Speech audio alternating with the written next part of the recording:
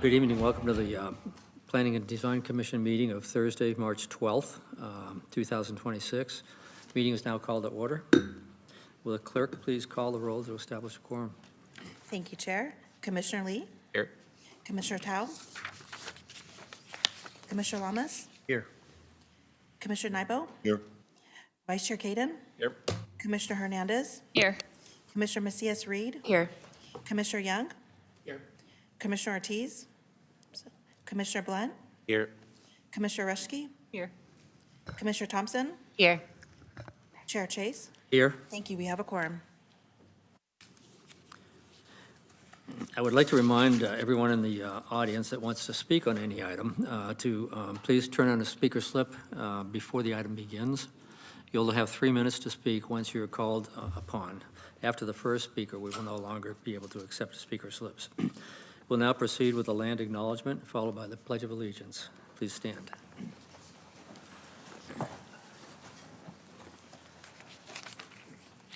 To the original people of this land, the Nisenan people, the Southern Maidu Valley and Plains of Miwok, Patwin Winton peoples, and the people of the Wilton Rancheria, Sacramento's only federally recognized tribe. May we acknowledge and honor the Native people who came before us and still walk beside us today on these ancestral lands by choosing to gather together today in the active practice of acknowledgement and appreciation for Sacramento's indigenous people's history, contributions, and lives. Thank you. Please remain standing for the Pledge of Allegiance. I pledge allegiance to the flag of the United States of America and to the republic for which it stands, one nation, under God, indivisible, with liberty and justice for all.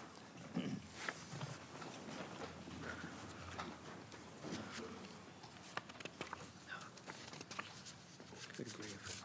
Good grief. Come on.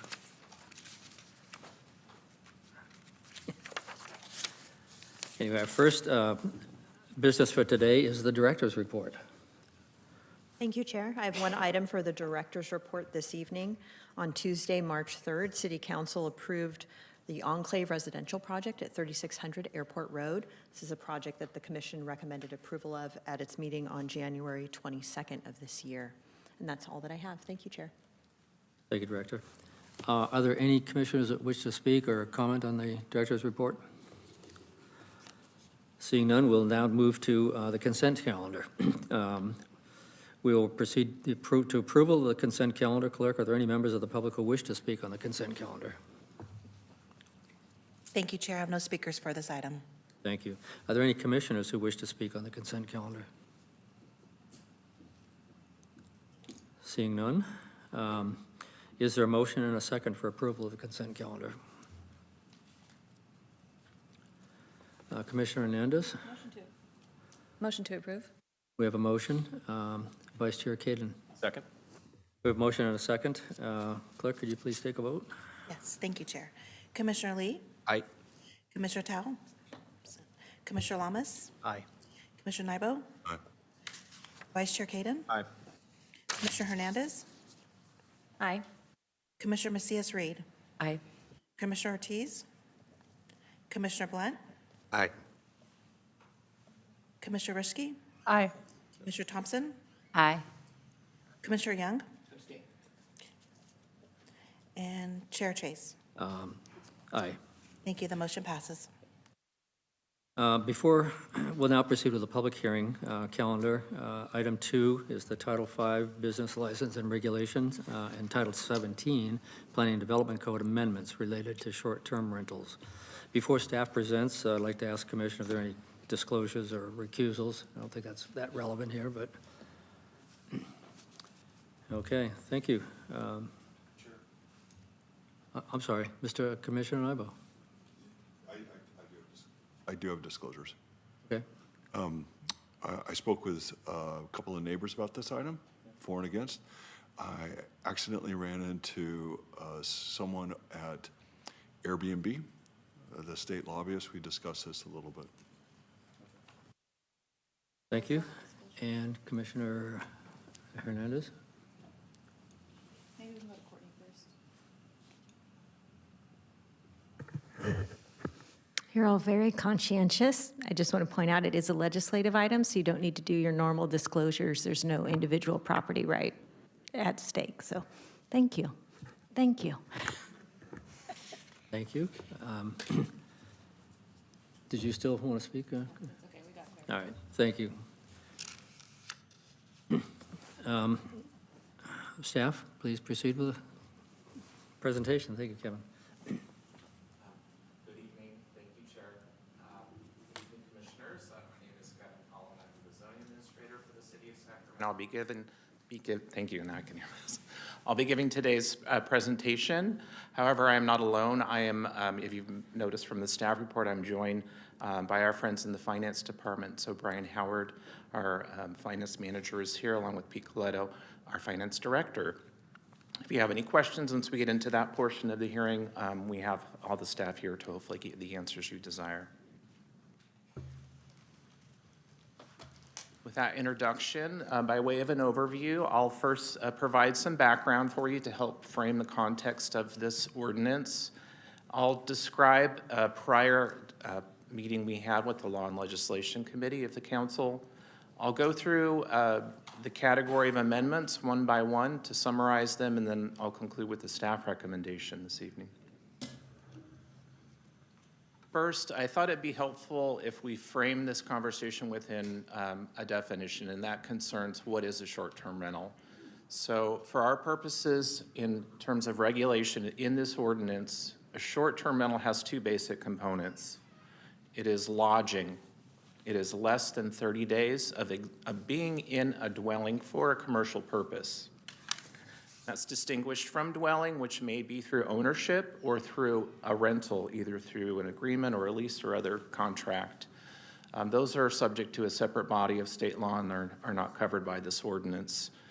So if we've heard some conversation about certain professions that might need to be in the area, or creative individuals, if they're here for more than 30 days, they're not subject to a short-term rental if they're residing in those. And secondly is, where are short-term rentals? By our current definition today, they need to be in a dwelling. And a dwelling can simply be defined as a structure that has a bathroom, a kitchen, and a sleeping area. Okay. All right, so with that definition, I'd like to provide an overview of the city's overall regulatory approach to short-term rentals. There are two separate titles of city code that address this topic. We have Title V, which we would call our business regulations. So if you think of a business license, if that's familiar to you, that is a separate regulatory process from zoning, which would be under Title 17, which this commission has jurisdiction over. In terms of thinking about where is my role today, we are encouraging you to participate in commenting on the entire ordinance, regardless of the title of city code. Your codified area of responsibility is Title 17, the Planning and Development Code, or also known as zoning. And we do require a recommendation from this body to get to the city council. So it's all fair game. If it concerns taxation, how the city should spend its revenues or allocate those, you know, by all means help yourself, but just know that it's not literally within your purview according to city code. All right, so with that overview, first I'd like to describe Title V, the business regulation side. It operates differently than zoning. There is an annual permit process. So if you have a short-term rental, you annually have a permit to renew. That permit can presently be granted to owners and non-owners.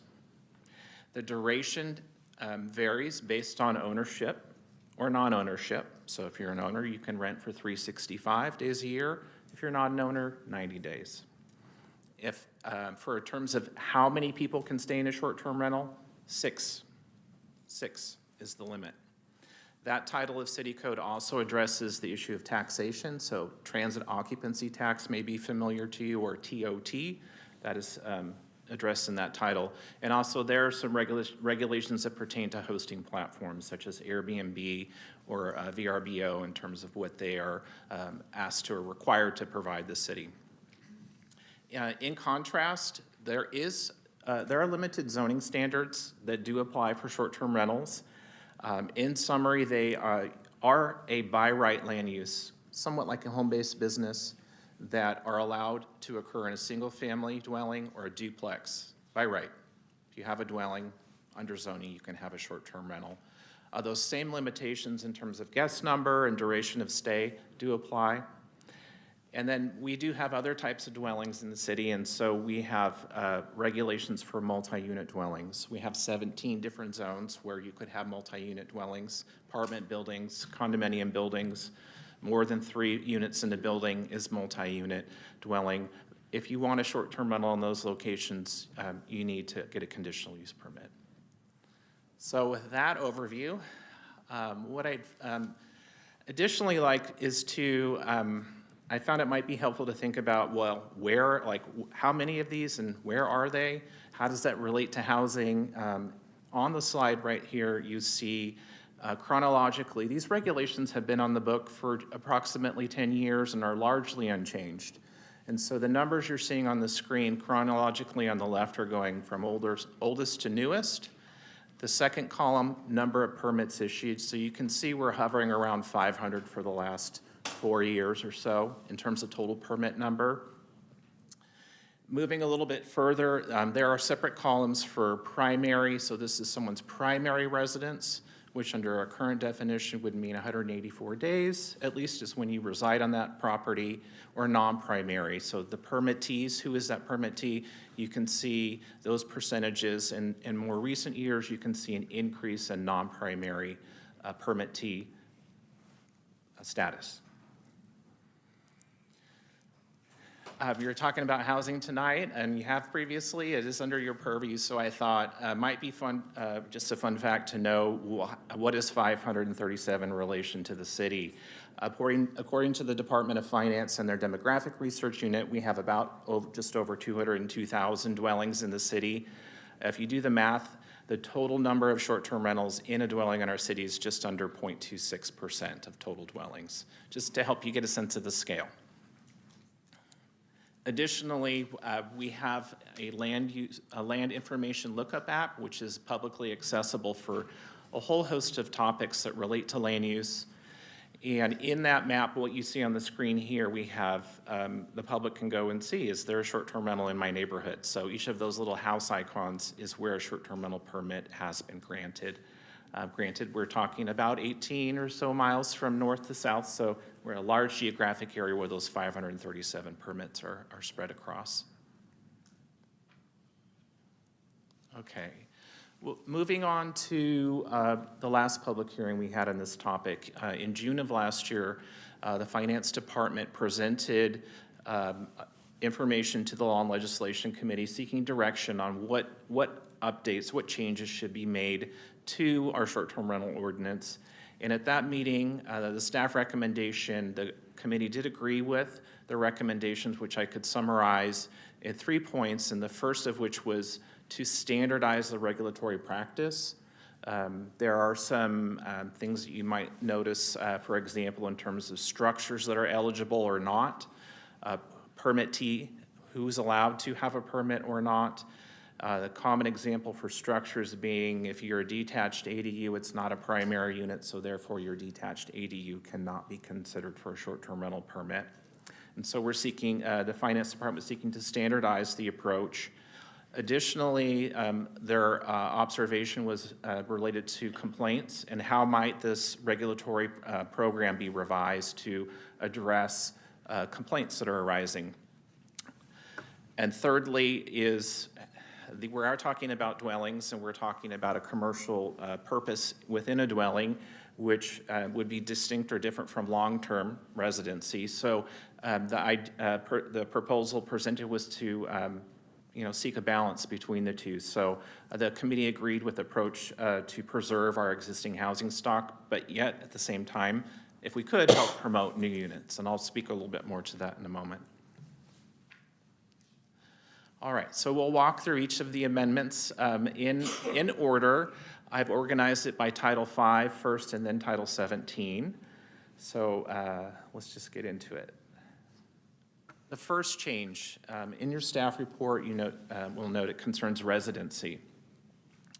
The amendment to Title V that's presented in this ordinance would require the short-term rental permit to be at the property owner's primary residence and would remove the ability for that permit to be at a non-primary residence.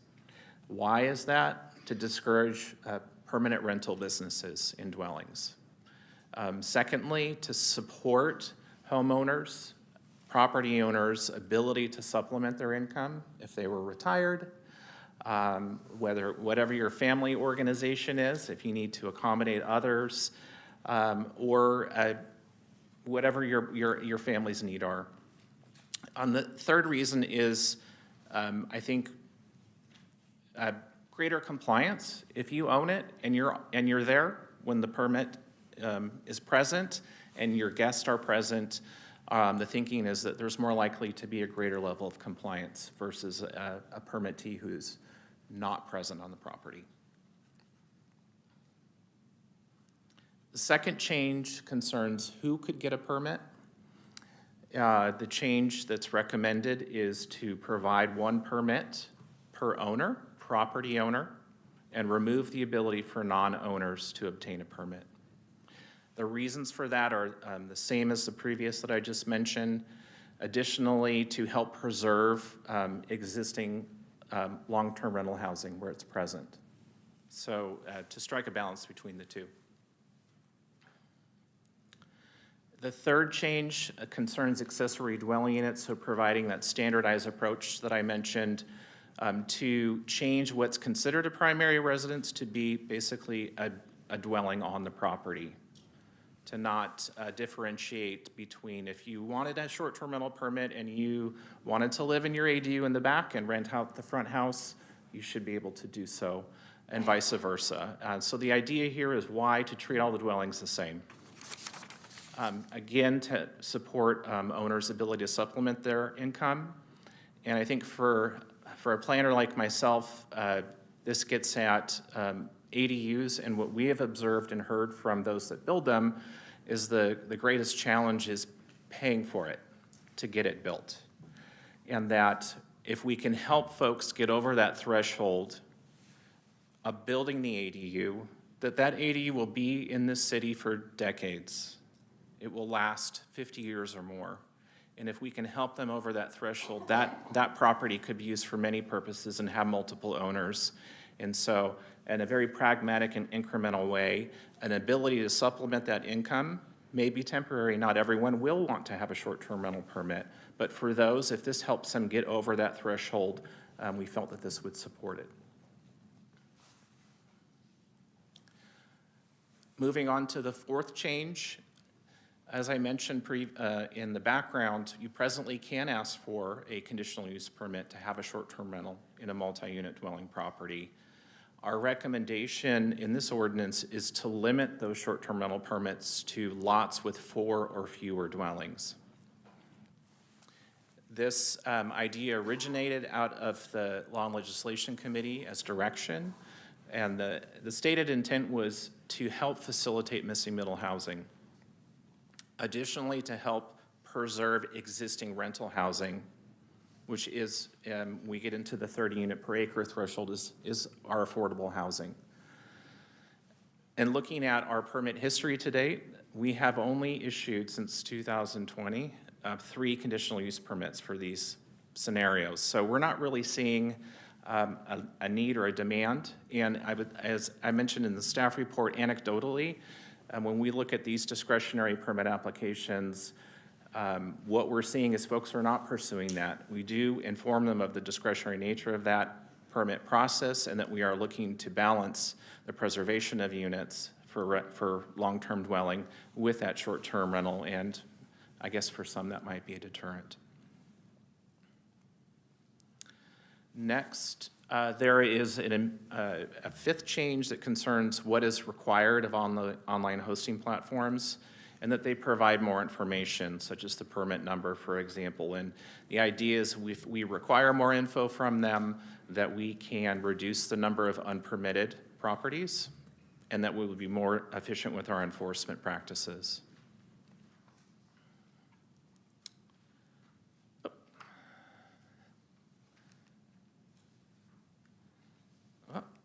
I apologize. There, it looks like there's an error in my presentation. I'm missing a slide, so I'll just have to explain it to you. I apologize. For Title 17, for our amendments there, I can very succinctly describe recommending to remove our regulations and instead rely on Title 5. It is already a by right land use. Their conditional use permit process, as I described, is not utilized or functional. And given that if we do limit the number of short-term rentals at multi-unit dwelling properties to 1, or whatever number the council does, that we're finding that we would agree in terms of striking that balance between promoting tourism through short-term rentals and also preserving our housing stock, that 1 seemed like a reasonable number. So we're recommending essentially to remove zoning from the equation is a summary of the ordinance I could describe for those purposes. In summary, our recommendation, our rationale for this is that this ordinance would greatly simplify our existing regulations. It does, in our view, provide greater protection of the housing stock from exclusive commercial use. It would support those homeowners who choose to pursue an ADU to build that, to have a clear financial means of recouping some of those costs if they did want to also have a short-term rental. That we would preserve our existing rental stock through long-term rather than short-term use, and that we would be promoting our local economy through tourism.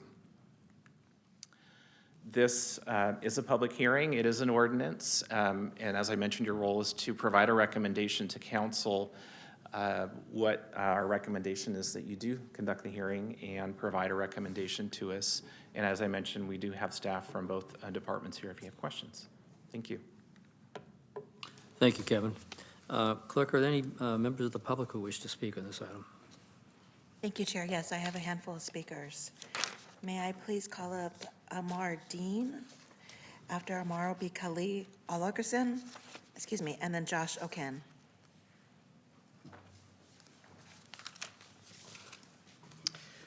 Good afternoon, good evening. My name is Amar Dean. I'm with Unite Here, Local 49, the hospitality workers union in the area. And we are here today to voice our support for strengthening the Sacramento short-term rental regulations. Short-term rentals like Airbnb can deeply harm a community when they're left unchecked. Our members feel this impact doubly as short-term rentals take affordable housing off an already scarce market, and they also take away hours and jobs from unionized hotels. So allowing short-term rentals in hosts' primary residence is a crucial best practice that allows for true home sharing while preserving housing units. Cities all across the area, San Francisco, Los Angeles, Santa Monica, Berkeley, even New York City have all adopted this requirement.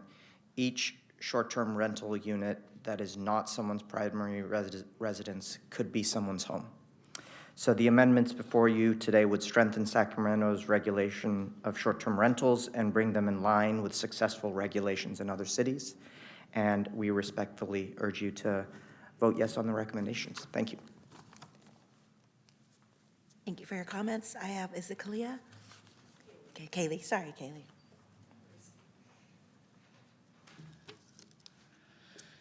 Good evening, Commission. My name is Kaylee Olgerson, and on behalf of the Sacramento Metro Chamber and our member businesses throughout the city of Sacramento, we respectfully oppose the amendments presented today. This item returns as a staff-initiated proposal and is identified as a low outreach priority on the city's 2026 Planning and Work Plan. At a time when Sacramento is facing significant fiscal and economic challenges, there are many higher priority issues competing for the city's time and resources. Advancing a low-priority item with limited stakeholder outreach risks diverting attention away from the issues that matter most to our residents, businesses, and broader economic activity. Furthermore, short-term rentals generate more than $2 million annually in TOT revenue for the city, funding that supports core services and helps stabilize Sacramento's budget. As the city navigates ongoing fiscal uncertainty, protecting stable and reliable revenue streams should remain a top priority. Short-term rentals also play an important role in Sacramento's visitor economy, and workforce ecosystem.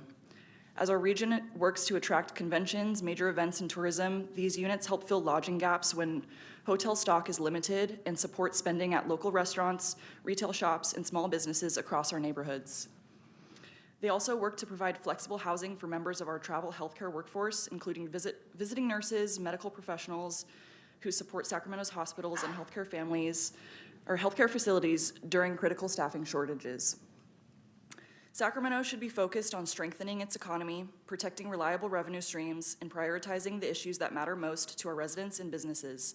For these reasons, we respectfully urge you to oppose today's proposed amendments. Thank you.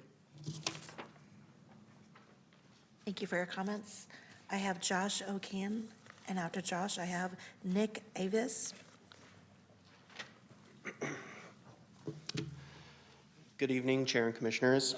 My name is Josh Oken, representing the Sacramento Association of Realtors. Thank you for the opportunity to speak today. Our members work with homeowners, tenants, and buyers across the region, so we see how housing policies impact real properties and real people. First, short-term rentals represent a very small share of Sacramento's housing stock, 0.26%, and the number of permits in the city has been declining. It is worth asking whether this is truly a major driver of housing availability. Second, Sacramento has relatively limited hotel capacity, and short-term rentals help often fill that gap during conferences and tourism periods. Third, Sacramento is a government and healthcare hub. Traveling nurses, medical staff, and government contractors often need short-term housing, and short-term rentals can provide a flexible option. The primary residence amendment limits the amount of short-term rentals. This restricts the inventory that many of these groups rely on. As the city continues this discussion, we encourage working collaboratively with the Sacramento Association of Realtors and other stakeholders to find a balanced approach that addresses concerns while still allowing responsible operators to meet this need. Thank you. Thank you for your comments. I have Nick. After Nick, I have Deborah Schmidt, and then Jacob Schmidt. Good afternoon, evening, Mr. Chair, members of the Planning Commission. Nick Avdis with the law offices of Avdis and Cucci here this evening on behalf of a family member, my sister, because I love her very much, and my brother-in-law. And I know the sacrifices they made in terms of my brother-in-law taking leave from a W-2 job to stay at home to raise the kids. And as part of filling that income gap, they invested in constructing additional dwelling units on their legal lot, relying on the income from renting out those units. There are certainly, I think, a lot of clarifications and cleanups that are contained in these amendments, proposed amendments, that I think are very much due and necessary. I will say the one that I find and we find extremely problematic is 5.114205, that titled lot limits. Currently states a property owner no property owner shall allow more than one short-term rental on any lot. For circumstances like my family's, where they have 3 dwelling units on a lot, I think that doesn't make sense. They are responsible short-term rental operators. They live on the property. They should be able to rent out the remaining units for supplemental income. So with that, I would encourage that this commission consider amending, and we submitted a letter and there's language in there, but allow short-term rentals on one legal lot in a number of 4 or less, consistent with the other amendments that are being proposed.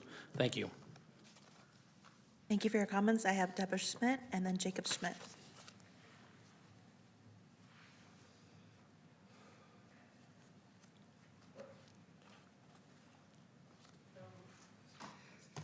I'm probably not going to make it through my presentation. I just want you to know that I did print it out. In the event I run short of time, I hope that you will take the time to review it. I also sent it to most of you via email. I'm going to read the email. I am reaching out to provide pertinent information for review as the Planning and Design Commission deliberates on today's agenda item regarding short-term rentals. I believe this information is vital for your thorough evaluation before any decisions are made. I am a retirer of the UC Davis Health System. I rely on this income, short-term rental, as a short-term rental host. I rely on this income to supplement my retirement funds. It's come to my attention that there is misconception about Airbnb's hosts, that we are in it for the money. I've had the privilege of connecting with many hosts in our community, and I can tell you that we serve as the welcoming face for Sacramento. We host visitors from all walks of life, including those who may not have the means to stay in a hotel and dine out for 2 weeks while a loved one undergoes medical treatment. We are often visitors' first impression of our beautiful city. Thanks to our dedicated hosts, visitors leave with a positive perception of the city of Sacramento. My concern with regard to these amendments is with regard to data that was presented at the Law and Legislative Committee. On June 24th, Revenue Manager Jackie Rice presented graphs and reports derived from unreliable complaint data to the Law and Legislative Committee to support amendments concerning short-term rentals. The same information appears in your agenda today. It is widely recognized that 311 complaints should not dictate public policy. In light of this, I submitted a request, a public records request, and analyzed the 309 records using specialized software for more precise data interpretation. The findings were, quite frankly, troubling. I don't understand how the city of Sacramento could accept this data without scrutiny when considering such a significant public policy. Aside from Roger Dickinson, District 2 inquired whether the no permit complaints had been verified prior to inclusion in the report. The committee accepted the information uncritically. I urge you today to postpone any decisions on this matter and to allow the city to reevaluate and/or exclude the 311 data from consideration. It is flawed. There are 67 noise complaints listed on that report when there are only actually 4. Let me explain something very quickly here. I'm going to run out of time. Thank you for your comments. Your time is up. Okay, thank you very much. Commissioner? Yes. Can I ask a follow-up question? I'm sorry, can I ask a? Please Yeah. do. You asked me how the information is input into the system. I'm sorry, I don't have that. A question of clarification. In your letter, what kind of unit do you have? I have what's considered a primary. So do you rent a bedroom, an ADU? No, I rent my whole house. And you- I live there for 184 days a year, so I'm allowed to rent it. And so do you move out of your home when somebody moves into Yes, your? I usually, because I'm retired, I travel quite a bit, extensively, actually. So sometimes I'll rent it while I'm traveling. Okay, that was my question. Thank you. Yeah. And I did want to say, though, and I did go over the data, and I found it very interesting. So thank you for sending that out also. I hope you found it helpful. And I really think, I need to stress that the city really needs to look at that data. I don't know who put those reports together. They're very inaccurate, unreliable, and should not be used. Jacob Smith, please. Good evening. Those are the 311 complaints. You can just briefly take a look at it and give you a general idea. My name is Jacob Schmidt. I pose certain things in this. Sacramento's proposed policy targeting non-primary short-term rental harms small business owners, homeowners, and Sacramento tourism. The 311 complaints being used to justify these restrictions appear to be miscategorized and not accurate. Some even, staff even acknowledged at the Law and Legislative Committee. Policies built on incorrect or incomplete data risk harming responsible operators while failing to address actual issues. The proposal is also inconsistent. The city is considering removing caps from ADU short-term rentals so owners can recover their investment, yet at the same time proposing eliminating non-primary rentals for homeowners who made similar investments under the existing city code. If investment recovery is the principle, it should apply equally. Many of these homes operate as small businesses. In our case, we invested a significant amount of money into the city of Sacramento specifically to comply with short-term rental program and we haven't even operated for 1 year. We have not recovered any of our investment yet, a very small portion. Short-term rentals also provide affordable short-term housing for families visiting hospitals, medical professionals on temporary assignments, visitors attending Kings games, concerts, and other events who cannot afford multiple hotel rooms. Sacramento should focus on fair regulation based on accurate data, not policies that harm small businesses, reduce visitor housing options, and undermine the local economy. If you guys decide to put this through, I really urge a 45-day moratorium to allow a grandfathering process with existing operators. This is 1% of the total city, or less than 1% of the city's housing. What are we doing here? The arguments being proposed are very frustrating. It's anti-small business. It's anti-housing. The 311 complaints, please take a look at those. Please take some time. I don't think this should go anywhere today based off of that alone.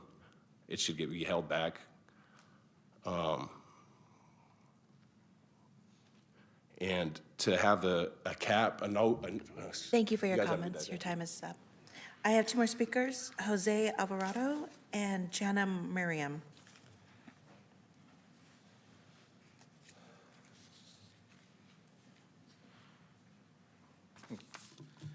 Chair and Commissioners, my name is Jose Alvarado, and I serve as a public policy manager for Airbnb here in California. I'm also a proud Sacramento resident for the last 13 years. I'm here in respectful opposition to the short-term rental ordinance before you. Although we appreciate the inclusion of ADUs on the list of allowed structures, the ordinance overall impact is still detrimental to both local hosts, as you just heard, and the Sacramento economy. The primary residence requirement included in this draft ordinance is estimated to eliminate over 75% of the city's current short-term rentals. This significant reduction would not only diminish supply of essential overnight accommodations for the region, but also result in a substantial loss in tax revenue, especially in a time when the city's budget shortfall is at close to $66 million. According to publicly available census data, dedicated short-term rentals constitute less than 0.15% of the city's total housing stock, less than 1/5%. This means less than 2 in 1,000 homes, in Sacramento are short-term rentals. Furthermore, the typical Airbnb host in Sacramento shares their home fewer than 90 nights a year, suggesting that most hosts list their homes for the flexibility of additional income and not as a permanent short-term rental. Additionally, since 2017, Airbnb has collected and remitted both TOT and T-bid fees to the city of Sacramento. Last year alone, it collected and remitted $2.1 million. In addition, we have implemented a permit field that enables all local hosts to publicly display their permit number on their listing. Airbnb has also developed a city portal to assist the city of Sacramento in enforcing its current ordinance. And collectively, these features establish Sacramento's ordinance as one of the most robust and comprehensive ones in the state. We request that the city not move forward with this ordinance, especially given the lack of city-provided data to justify such a change. Thank you for your time and consideration. Thank you for your comments. I have Jana Marion as the last speaker. It's Jana Marin. Thank you for adding me. And I don't have prepared statements because I wasn't planning on saying anything, but I thank everyone who spoke before me from the Metro Chamber, from Airbnb, the other hosts we've heard from. I'm an Airbnb host. I may not be the first, but I'm definitely one of the original Airbnb hosts in Sacramento. I've been a host for 13 years, on and off in the last couple of years. I am a super host. My listings are guest favorites. That means that people are raving about their experience staying with me, and I take pride in that because, as some of the other hosts have said, I am an ambassador of this city, and I am showing them what it's like to live here and experience Sacramento as a city. And it is disheartening to hear the Hospitality Labor Union oppose this measure because I consider myself a part of the hospitality industry here in Sacramento. And in fact, a couple weeks ago, I had someone who works at a local hotel who is between housing staying with me because she can't afford to stay in a hotel. So I am an integral part of supporting the local economy, the local tourism industry, and furthermore, as other hosts have said and expressed, we rely on this income. I live with multiple sclerosis, and I am not able to work a regular full-time job, and currently my Airbnb income is my primary source of income. I have Right now, my Airbnb is in my primary residence, but I own property near the UC Davis Med Center with multiple dwellings. And I would like to have the opportunity to expand into other units in the future if I decide to do that. That is my right as a property owner, and not being able to expand and increase my income, the only income that I currently have, would be incredibly limiting and detrimental to me and my livelihood at this point. Thank you for letting me speak and hearing me out. Commissioner Ibo. Can I ask a follow-up question of her? Sure. I'm sorry, Ms. Thank you so much for coming, speaking. Yes. Quick question. Yes. So your Airbnb is your primary residence? It is right now, yes. Do you move out when they come and visit? So I do both because I list the rooms individually and I list the whole house. So I sometimes have people renting just the individual rooms and they stay with me. And then periodically, if the whole house is rented, then yes, I travel or I go stay somewhere. Well, I stay in the other dwelling unit on my property because that is rented by people who I know. And there's an extra room in that house. I see, okay. Yeah. And then for your units that are closer to UC Davis? Yeah, it's one property with 2 3-bedroom houses on the property in North Oak Park. Are those currently empty? No. There's renters in there? No, I'm sorry. One is my primary residence with my Airbnbs, and the other has a tenant, yes. But you said you have another property with multiple units? No, I just have the one property. Just the one? Yes. One property? One property with 2 3-bedroom houses. I understand. Thank you so much. Yes, thank you. Thank you, Chair. That's all speakers on this item. Thank you. Are there any other commissioners that have questions, comments, or questions of staff?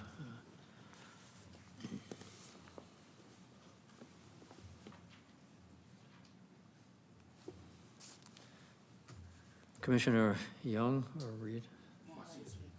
Reed.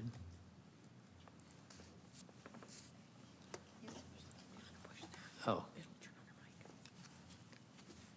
Thank you to the speakers for showing up today. Appreciate the context. I'll be honest, it kind of sounds like there's maybe some unknowns here that I personally don't understand. I do have a couple of questions. I'll start with a question from staff. In the staff report on page 2, it starts with the first paragraph. On June 24th, the Finance Department sought and obtained direction from Law and Ledge. Sought and obtained direction from Law and Ledge. So it looks like this, from what I understand, is that the Finance Department was seeking direction from Law and Ledge. So did all of this conversation about seeking an ordinance amendment begin from the Finance Department? And if so, why? I'll answer that. So good evening, Chair, Commission members, members of the public. I'm Pete Coletto, the Finance Director.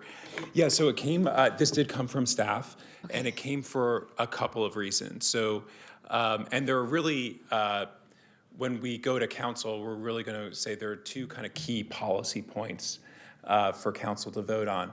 The first is what I call the detached garage problem, which is if you right now have an attached garage and you convert that to an Airbnb, you're eligible for a primary permit. You don't have a cap. If you have a detached garage or a backyard ADU, you're only eligible for a secondary permit, and you have a 90-day cap. And from the staff perspective, that doesn't make much sense. It's just how our code is set up, but the impact on the community and neighborhood is the same, so why are we regulating it differently?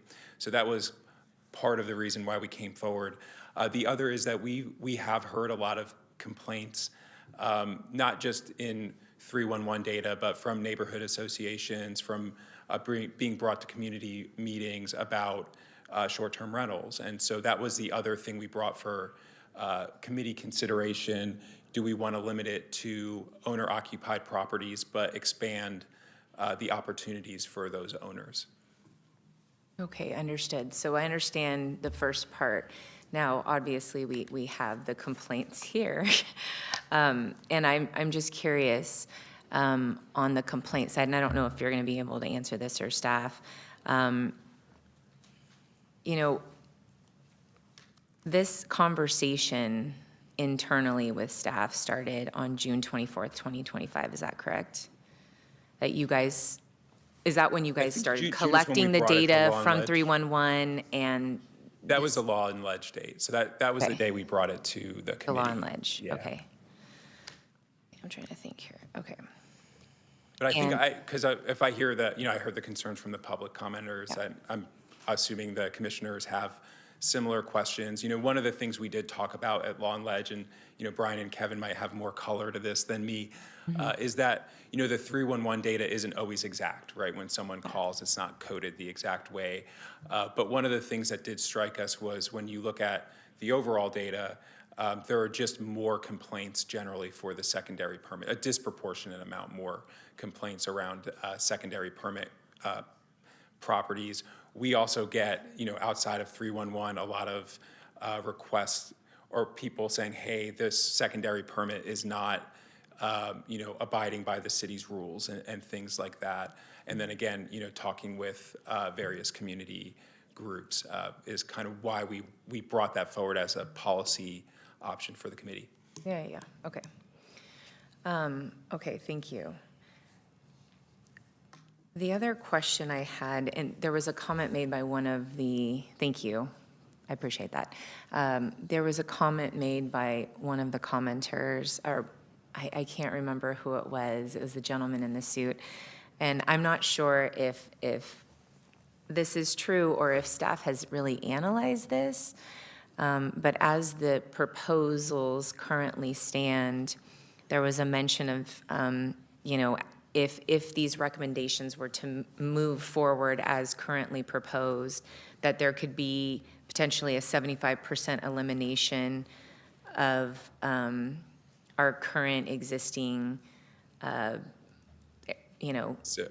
rentals. Do we know what that looks like? Yeah, so it's approximately 60-40 secondary permit versus primary permit right now. The caveat I will give you is we have a number, about a little less than 20% of the secondary permit holders could potentially be newly eligible for primary permits because right now they have a detached unit that has a secondary permit. So we would think that should open up more rental days for those folks who would potentially move over from secondary permit status to primary permit status. You said 20%. So there's, right now it's about 60% secondary permit, 40% primary permit. Okay. And of that secondary permit group, about a little bit under 20% of them are classified as an ADU, so they could potentially move into primary permit status. Okay.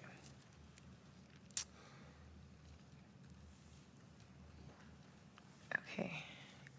And let's see. Okay, those are all the questions I have for right now. Thank you. Thank you, Commissioner. Commissioner Thompson or Reski? Thompson?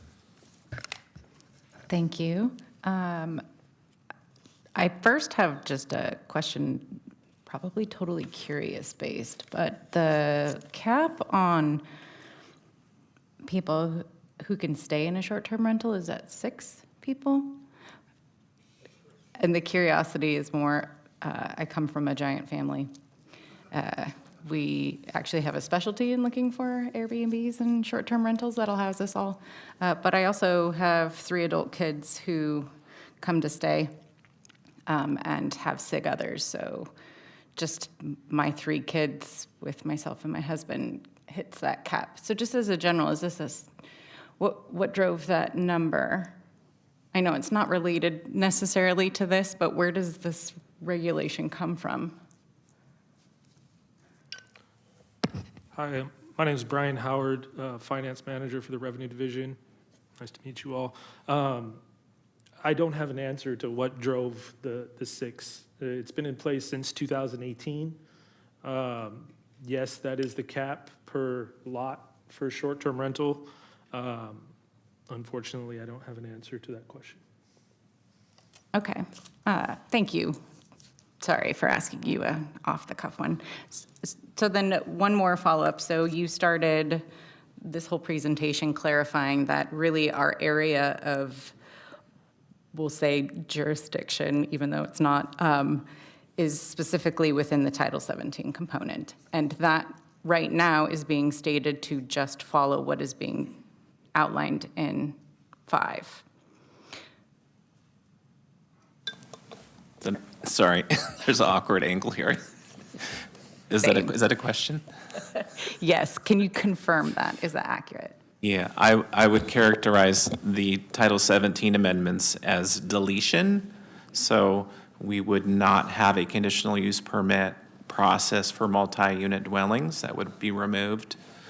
We have some special use regulations where this is kind of nested in bed and breakfast. So that language that says short-term rental gives some regulations which already refer to Title V, for example, for the reason you just asked about number of persons, right, duration of stay. It is somewhat repetitive or duplicative. So yeah, we would remove Title 17 zoning.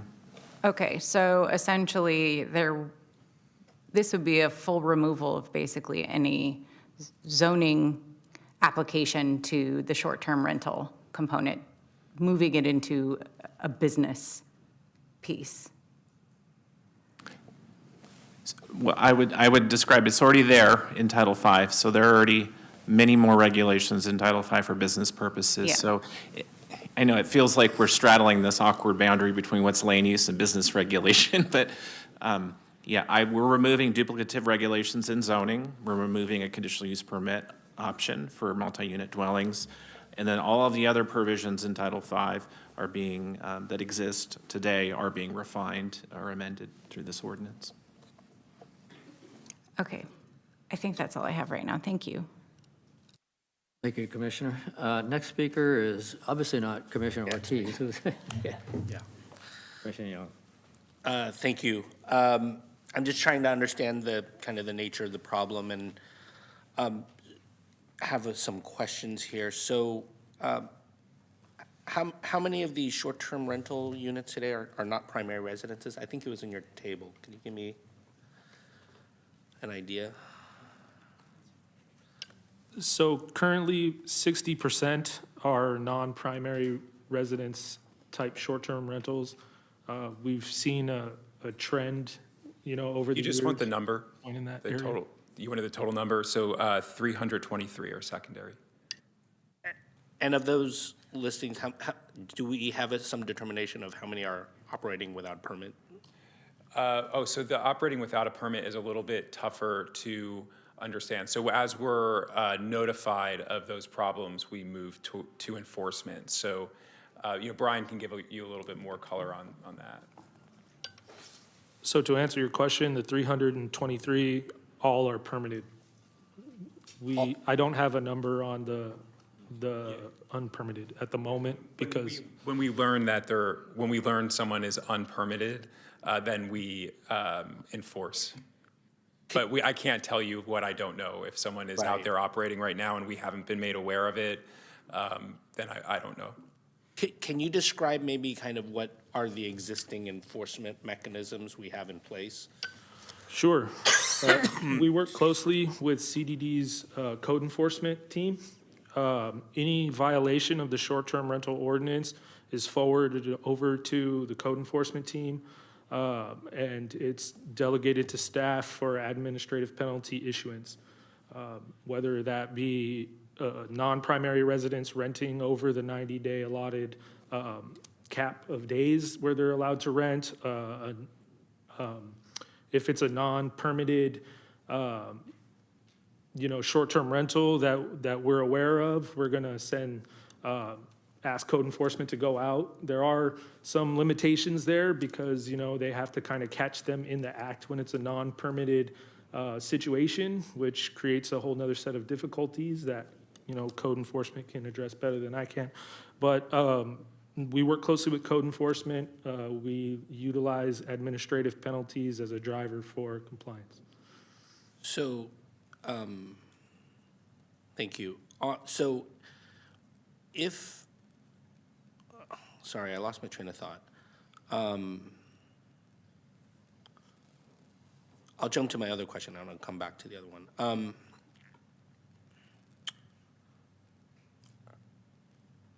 As far as like the complaints are concerned that have been reported and code has gone out to, code enforcement has kind of gone out to quote unquote enforce, would you say that a majority of those complaints that have been reported are legitimate and valid, and you see that kind of from the secondary residences that it truly is a problem? I will say when we send code enforcement goes out for non-permitted issues. Everything else is captured electronically through the portal. We do have a registry requirement for non-primary residence type permits in the ordinance as it exists today to report the registry quarterly to us so that we can adequately maintain that they stay under the 90-day cap for their permit. When code enforcement does go out, it's hit or miss. Like I said before, they have to catch them in the act. Sometimes there's no answer at the door. Sometimes there's not a tenant there who is a short-term rental guest. Sometimes there's non-compliant short-term rental guests or people who answer the door.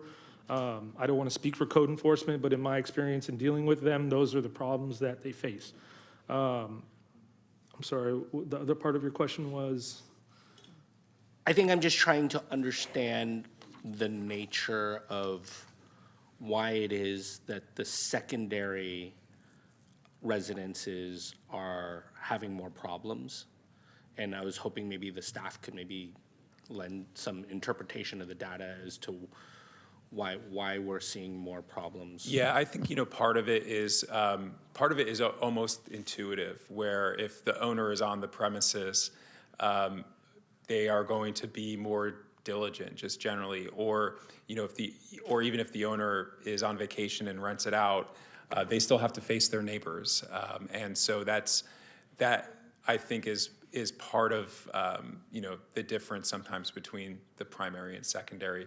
I think Brian kind of brought up the challenge that code enforcement sometimes has, and then we'll hear from the neighbors who will constantly complain about a certain property, and it just is more often a secondary permit holder. And again, this isn't to say secondary permit holders are all bad or anything like that. We just see a disproportionate amount of issues in the neighborhood.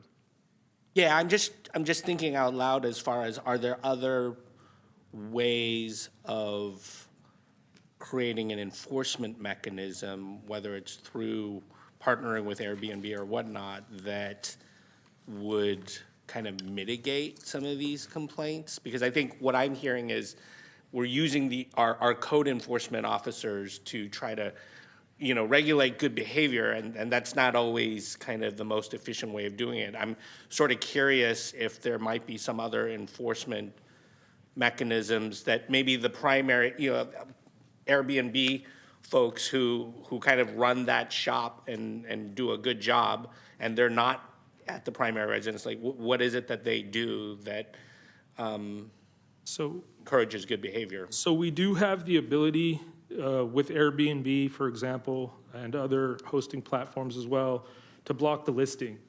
The main problem that arises resulting in a block listing is renting with an invalid permit number. Airbnb does not validate the permit numbers. You could put any number you want and potentially get a listing. We do verify the permit numbers regularly, and we request that those permit numbers be blocked, from listing. So we do have the ability in the Airbnb city portal to block the listing. We do utilize that as much as we possibly can to help with the enforcement and compliance aspect of short-term rental as it is today. I'll have final question, and I'll cede my time for now. What are other jurisdictions kind of doing as far as their regulations around this, that you could just give us a broad overview? Yeah, it kind of runs the gamut a little bit, but a lot of jurisdictions are, I would say, much more strict on short-term rentals than we are. So, for example, Oakland doesn't allow them. You would have to get a conditional use permit. San Francisco restricts them to just a primary owner. And then I believe on top of that, they have They have a 90-day cap, I think, even if you're the primary owner. San Diego, some Tahoe cities, they have caps and lotteries for short-term rentals. And again, I think Kevin said it really well. What we're trying to do is balance these competing priorities. We also view short-term rentals as very valuable, especially when we're having big festivals like Aftershock and things like that. They help provide that extra supply of lodging to get people here. So we want to support the business. We set this program up originally so that someone wouldn't have to go through a conditional use permit process to do a short-term rental. Thank you. See my time. Thank you, Commissioner. Commissioner Reschke? Thank you. I just want to clarify, so the 60% that are the secondary permits, that's 323, and those are all limited to 90 days by the current. And then if this ordinance were to go through, they would be all taken offline completely? As Pete stated before, 20% of those potentially could be eligible under the new regulations for a primary residence permit, where they possibly wouldn't be subject to the 90-day limitation, because we're proposing in the new ordinance to issue for primary residence only, where there would be no 90-day limitation. But the other 80% would be completely taken offline? Potentially.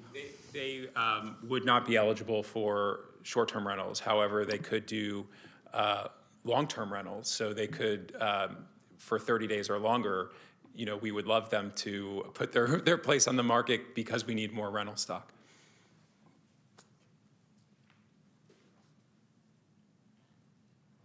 Thank you.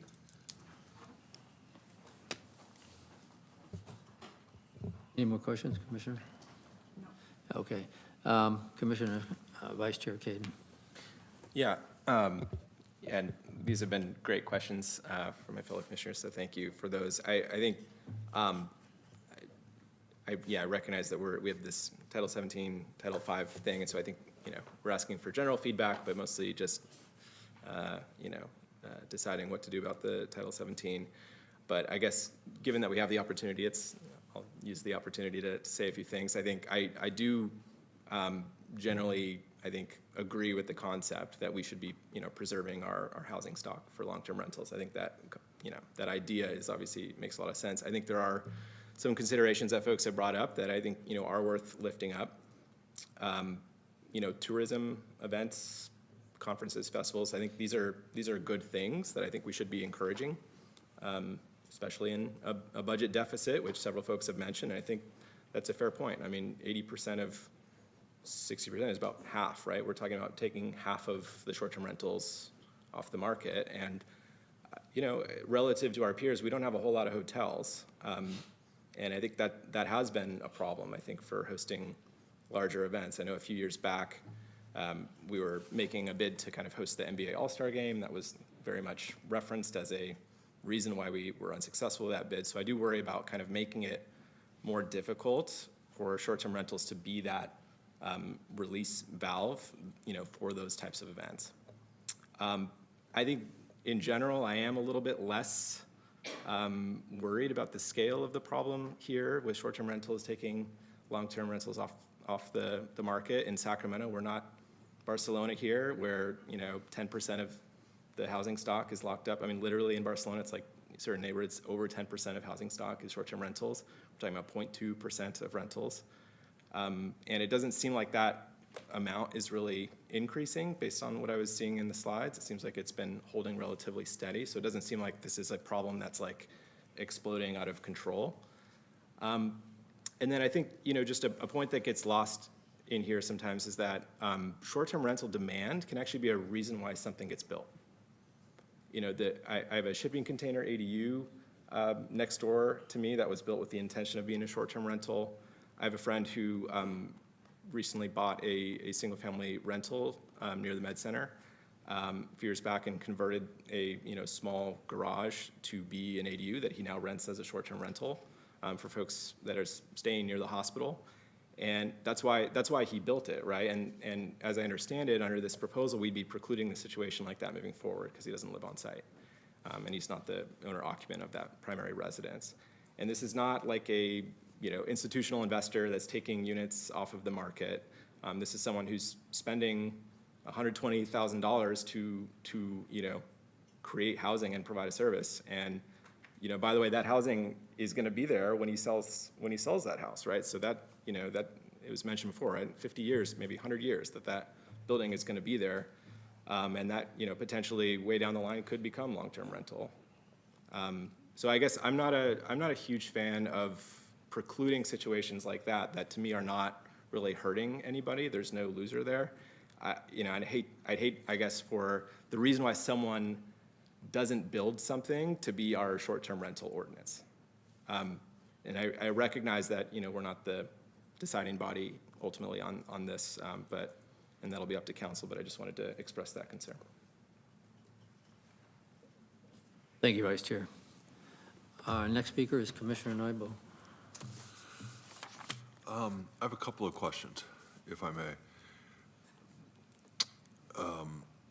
What additional information from the platform would you be requesting?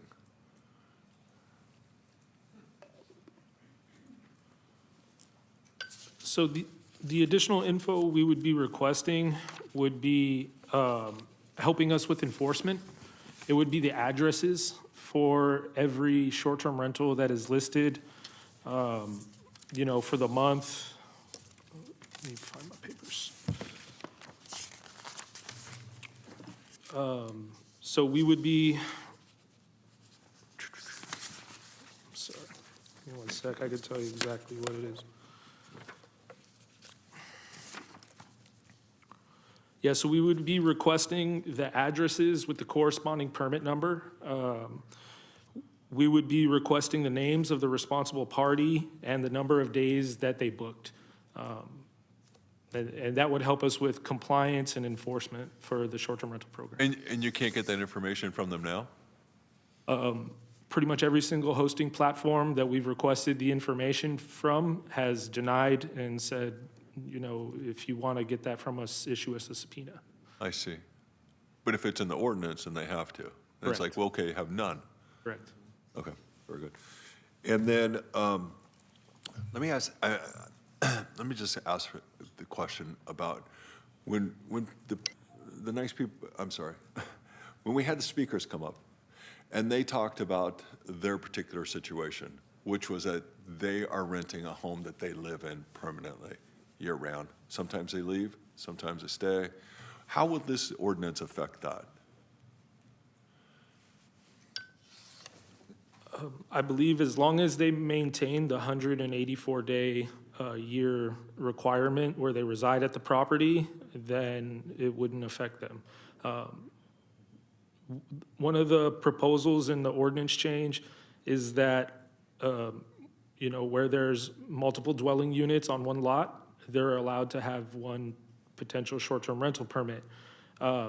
if there's more than one dwelling unit, then they could reside in that dwelling unit year-round and potentially rent the other one without limitation. Thank you for bringing that up. That was going to be my follow-up question. Why one? Yeah,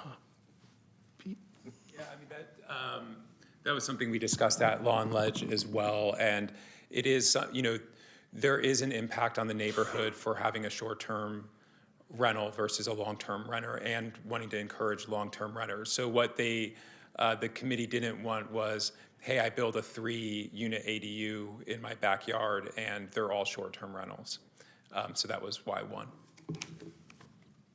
So it's mainly community impact of having multiple short-term rentals on a property, kind of like almost having a hotel be built next to you if you're a neighbor without any sort of zoning. Would you bear with me and allow me to make 2 comments on that real fast, right off the top? It seems to me that those are 3 ADUs that would then be part of the housing stock that wouldn't otherwise be part of the housing stock.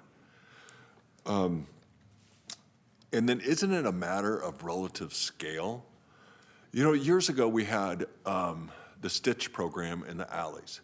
And there were a bunch of duplexes that were, going to be built in the alleys that never were because they were too expensive to be built and they couldn't get them built. However, if you have a couple of small units, that simple studios, that could then justify that. Is that a problem because you have so much fewer uses?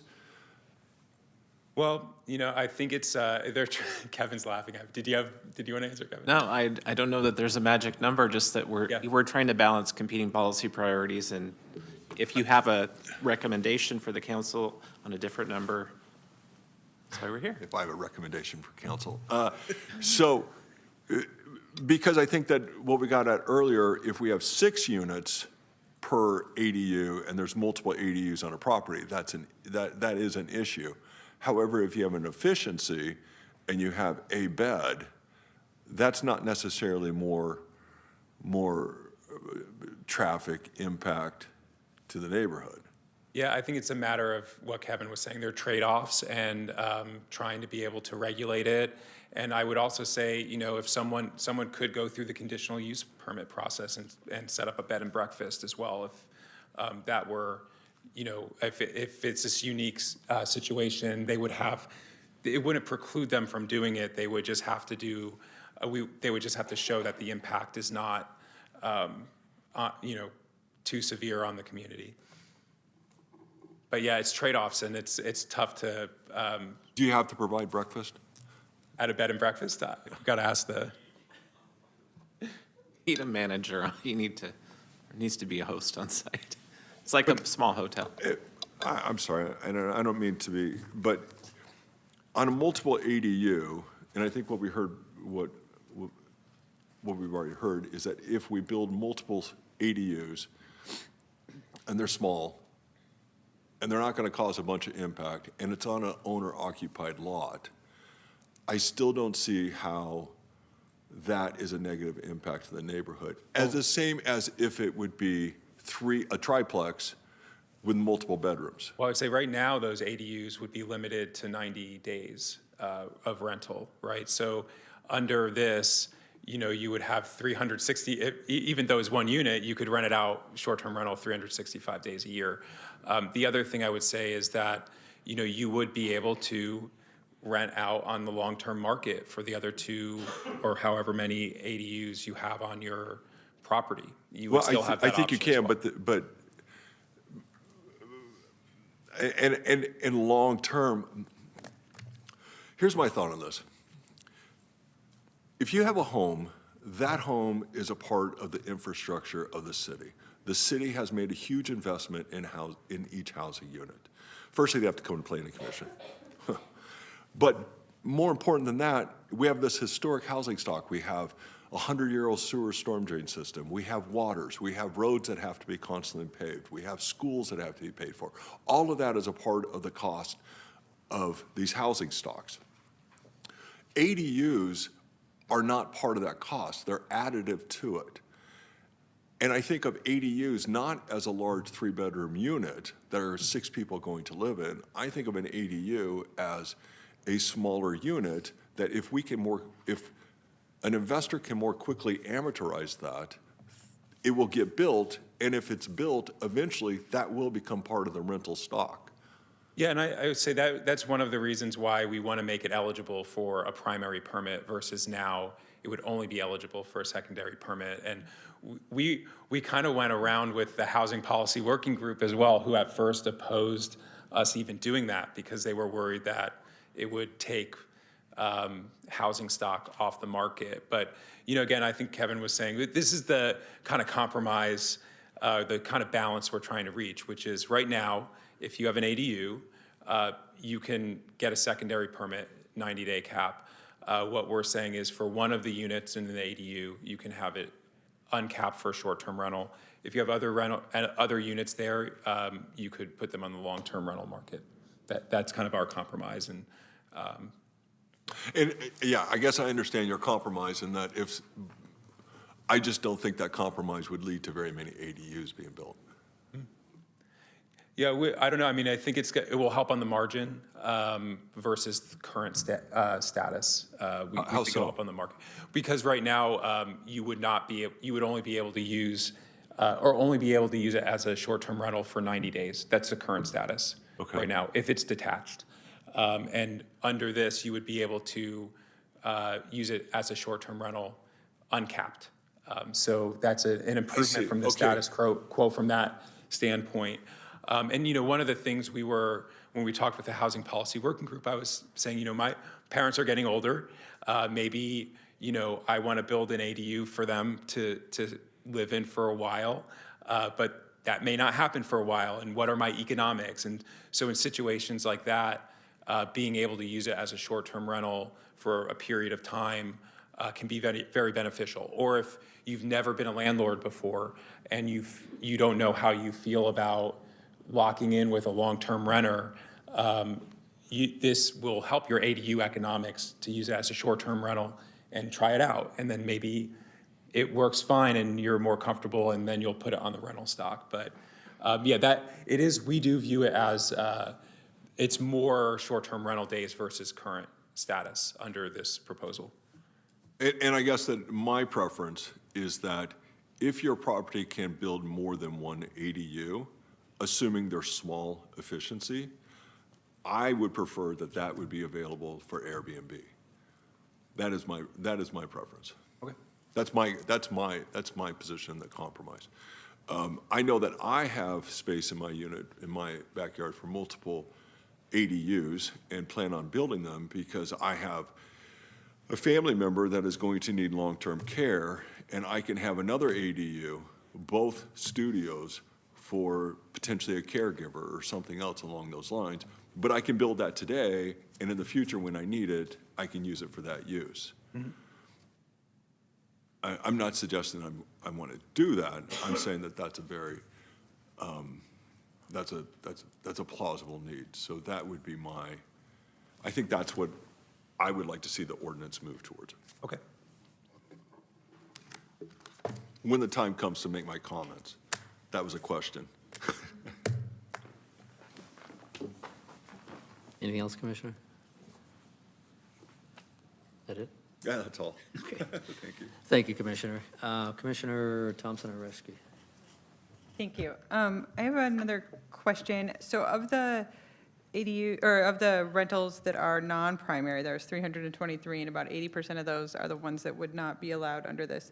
Do you know roughly how many of those, do we have any data on if those owners are local to Sacramento and how many are owned by the same owner? Like, are most of them, of those 323, are most of them just one is owned by an owner? Or are there groups of 10 owned by one person?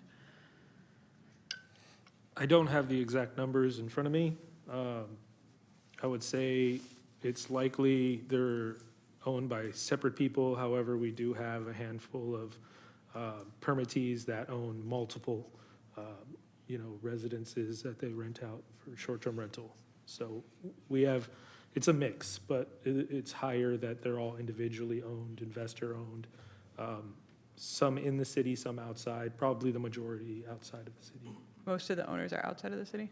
I couldn't say for sure, but I mean, off the top of my head, I would say it's a split. Yeah. Okay, yeah, I'm seeing like some cases where there's two properties owned by someone that are adjacent, and, you know, they might use some of that. And I also wanted to add that, you know, we've heard from a lot of the hosts today, which has been great. Thank you for coming. And, but, you know, there's also the people who rent short-term rentals, and I don't want to lose sight of how valuable it is for people like, you know, travel nurses. Also, many of the affordable hotels here in Sacramento are not in walkable areas, so it's hard to affordably stay here if you can't bring a car. There's a lot of family members who need to be close to someone who's sick or hospitalized and you know, need a place with a kitchen. There's also special needs kids and family members who have to prepare their own food, so they can't stay in a hotel and order food or something because of health conditions. Women and children who quickly need a safe place to escape to can get a short-term rental. And, you know, a lot of people who travel like to support a small business rather than like a large hotel chain. So I think, you know, given there's such a very small percentage of our housing stock, it seems like it's being well used for these reasons I've just named. I'm working in some communities that have like a 30% short-term rental, and I'm building workforce housing there, and they really need it. But it doesn't seem like this is such a problem like those mountain communities have. So I personally would be worried about losing, you know, around 250 short-term rentals for people who really need that type of housing. That's all. Thank you. Thank you, Commissioner. Commissioner, is it Lamos or Tao? Thank you, Chair. And thank you, staff, for the report, for the feedback. Thanks to those who came and testified and expressed your concerns. I did have some questions, and I know staff did try to clarify about this short-term rental ordinance not necessarily applying to folks who stayed longer than 30 days. I think there's like a term for it, middle-term housing or something, like something beyond 30 days, right? And how that's separate.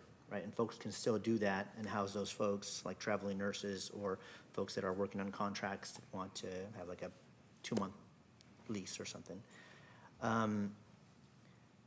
I was curious about the amount of units that are operating as short-term rentals in the city. I don't know, we had some discussions about it. There's about 537, I think, permitted. I know there's been talk about complaints for those that are unpermitted, and it's hard to really gauge how many are unpermitted. But on some of these code enforcement calls, do you guys have any sense of how many were determined to be unregistered short-term rentals?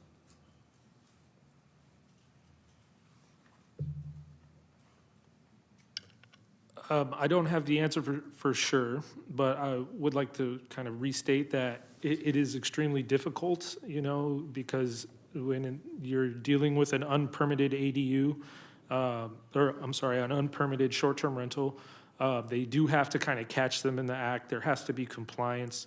I don't have, you know, statistics to give you. I know that in certain circumstances, code enforcement has been successful and issued administrative penalties to the property owner for, you know, unpermitted short-term rentals. In other circumstances, they have been unsuccessful. And unfortunately, the city doesn't have the resources to do like a stakeout for these types of situations, right? Code enforcement has, you know, other fish to fry. So that's the best answer I could give you. Just want to add one bit to that, Ryan, if I could. The map I showed of the location of permitted short-term rentals, we created that map in response to neighborhood group interest to know where permitted and unpermitted ones were. So to essentially use the community to help us know and inform that enforcement process. So the map that was shared showed permitted and also unpermitted? No, that we didn't know, but if there was a party next door or they saw a rotating cast of guests, a neighbor did, that they could look at that map and know, is there a permit for a short-term rental or not? And we'd perhaps have more informed enforcement. Okay, thank you for that clarification. And that is a useful tool, I imagine, to community groups who have an interest in having licensed operators of short-term rentals. And I think one of my points or concerns is that it's tough to find these unregulated short-term rentals. I know there's 500 or so licensed ones, but there could be a lot more. I don't know how many that is, right? So that when I think of that, I think my primary concern is about trying to preserve access to long-term housing options, and I like this proposal to restrict the permits to owner occupants. So I do feel like I'm in support of that. I also like the fact that you're trying to gather information from platforms like Airbnb, which will help with that enforcement and give you a better idea of how many may be operating without permits, and be able to do that enforcement.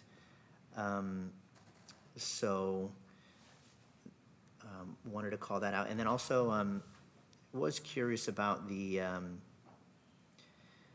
folks who did come and kind of express concerns about the fact that they made investments with the ordinances that were in place to convert or utilize their homes or their properties as short-term rentals.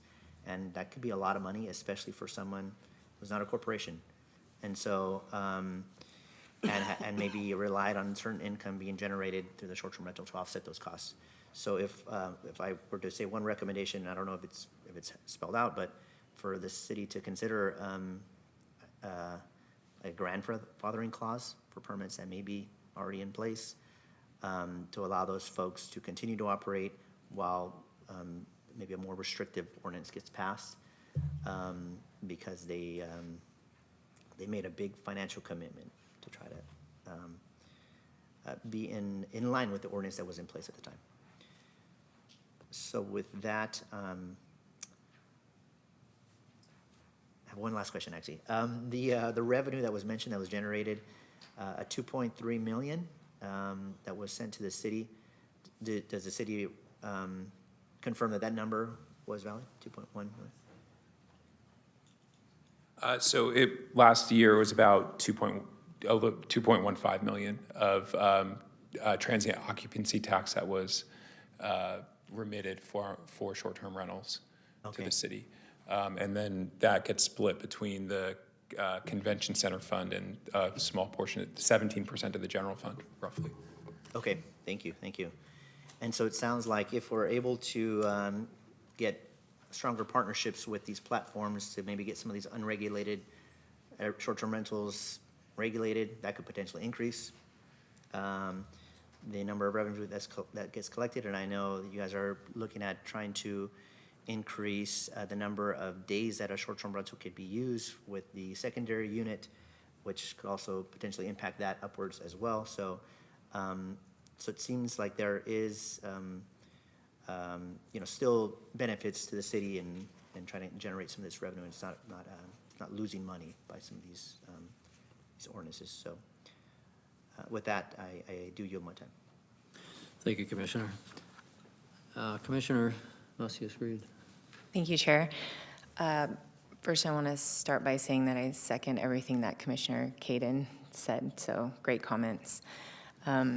So really quickly, if we do the math again that Commissioner Reschke did, the 323 units at 20% that would be eligible under primary units, we would then lose, I believe, 258 short-term rentals.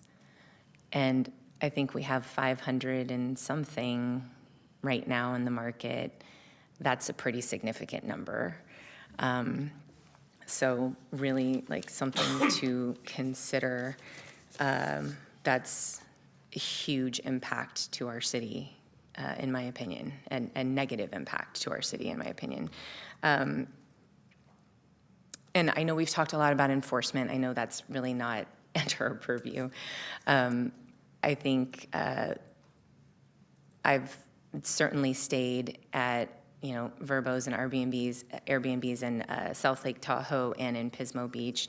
And I bring those two cities up because those could be test cases here that we could discuss. I know Pismo Beach in particular, those are big tourist areas, and Sacramento's not necessarily that, but I think those are interesting test cases because specifically for Pismo Beach, they did do a moratorium on additional permits, and they did have a grandfather approach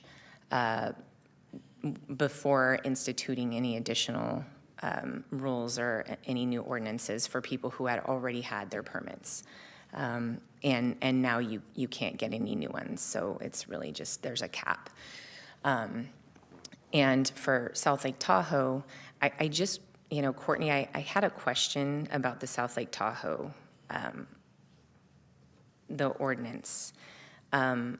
I don't know if this is applicable here, but from what I understand, the South Lake, they created an ordinance, and El Dorado County Superior Court, so the property owners challenged the measure. They argued that it infringed on their property rights and it discriminated against non-resident property owners. And they had to, it was deemed unconstitutional, and they had to basically scrap the measure, scrap the ordinance, and redo the entire ordinance and scrap the measure. And so I guess my question is, what we're proposing here, is that in any way, potentially put us in a situation where we could be, infringing or imposing on somebody's rights? That's the concern too, is because this is clearly something that happened already in South Lake Tahoe, and it's obviously, it's been challenged. So that's just a question that I have.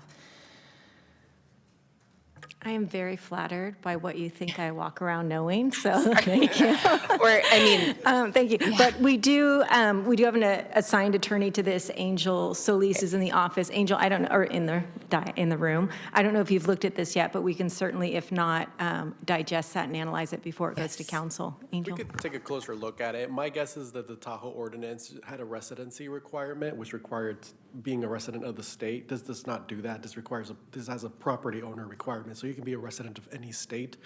Okay. But we can take a closer look at it. Yeah. Because I haven't read the case yet. Okay. Yeah, I just want to ensure that, I think that's probably something good to look into. Yep, and that was it. Thank you. Thank you, Commissioner. Commissioner Young. Yeah, just a quick question on the permits issued for short-term rentals. Are they subject to annual renewal? Correct. They're valid for 1 year from the date of issuance.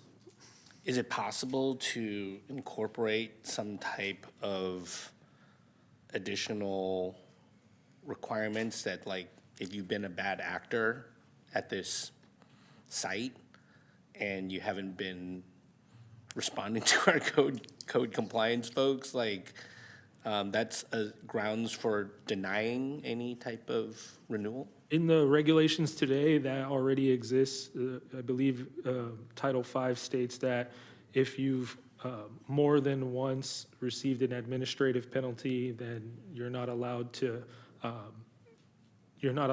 be issued a short-term rental permit at that location for, I think, a period of 5 years, if I'm not mistaken.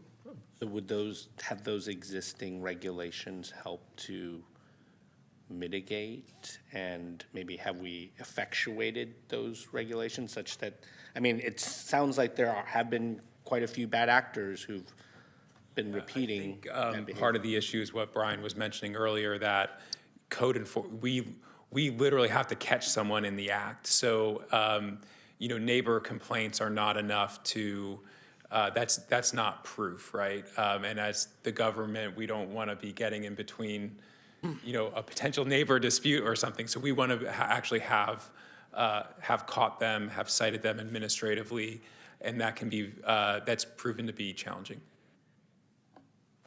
I guess I'm having a difficult time understanding why it would be challenging, because if you are issuing a letter to the residents and give them a certain time to respond, and for whatever reason they choose not to respond, doesn't that give grounds for? I could offer a little bit, if you don't mind, Pete. I do have zoning enforcement under my supervision, so I have 2 zoning investigators. There's basically code enforcement officers, the same procedures, same city code backing what we do. They have to visually observe. We need visual confirmation of a violation. Evidence. So we have to gather evidence that a violation occurred. And that could be reconnaissance through, is there a listing and a hosting platform? But the activity occurring on the property, we have to visually observe it to verify a violation. Otherwise, that allegation will not hold up on appeal.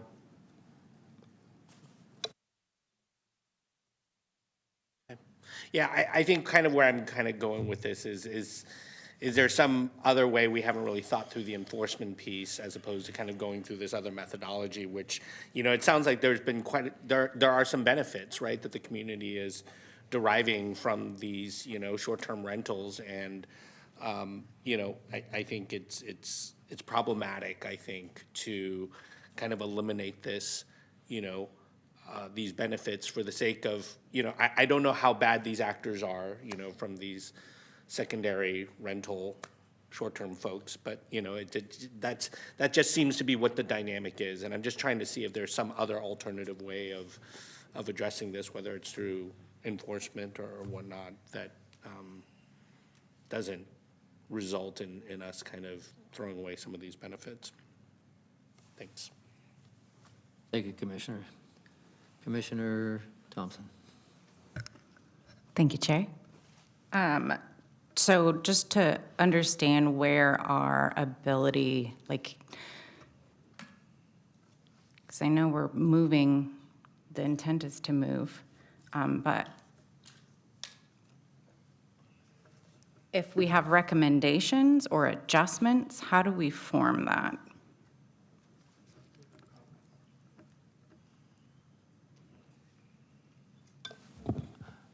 Cordy can correct me if I get out of bounds.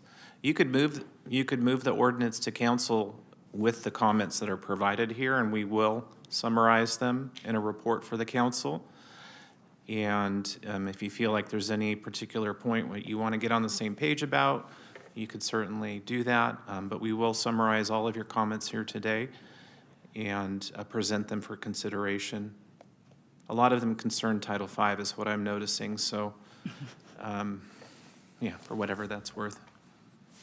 So that's a little bit where I'm at, because I think for the change 3, 4, and 5 within Title V, cool. But the proposed change 1 and 2 within Title V, and especially with the conversations that we've been having, I'm feeling the lean and that awkwardness in between 5 and 17. And as the discussion has been going on, I see, and I'm curious, for the change number 1, the statement of residency, if we're going to state it as the property owner's primary residence, we're specifying it in a building, right? But it also sounds like in our housing push and our zoning that we've done a lot of focus that is actually on the property, and the building fills the property. And with where we're focusing our missing middle housing and our housing density efforts, we're trying to maximize the property, which I think is where we're seeing this difference of we're trying to encourage building more on a space, but yet this ordinance is almost discouraging it. And I'm wondering if there's an opportunity. So if I could just say one thing. So this is trying to encourage it versus our current rules.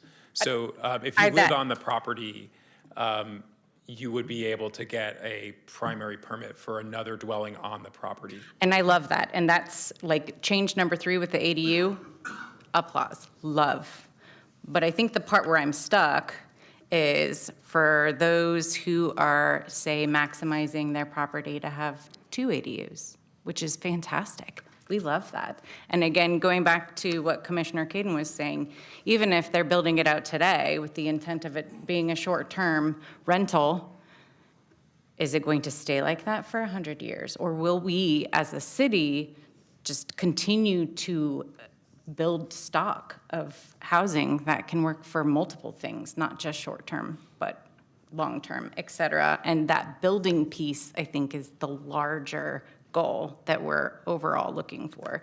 So I feel that the change number 1 and 2, as stated, even though I understand the intent, may be a little short-sighted in trying to address a temporary issue, which is not an irrelevant issue, but it is a temporary issue and potentially slowing down our progress for the longer term. So the question and the adjustment I think I'm looking for is there an opportunity to adjust the property owner's primary residence to be just the property owner's primary residence property?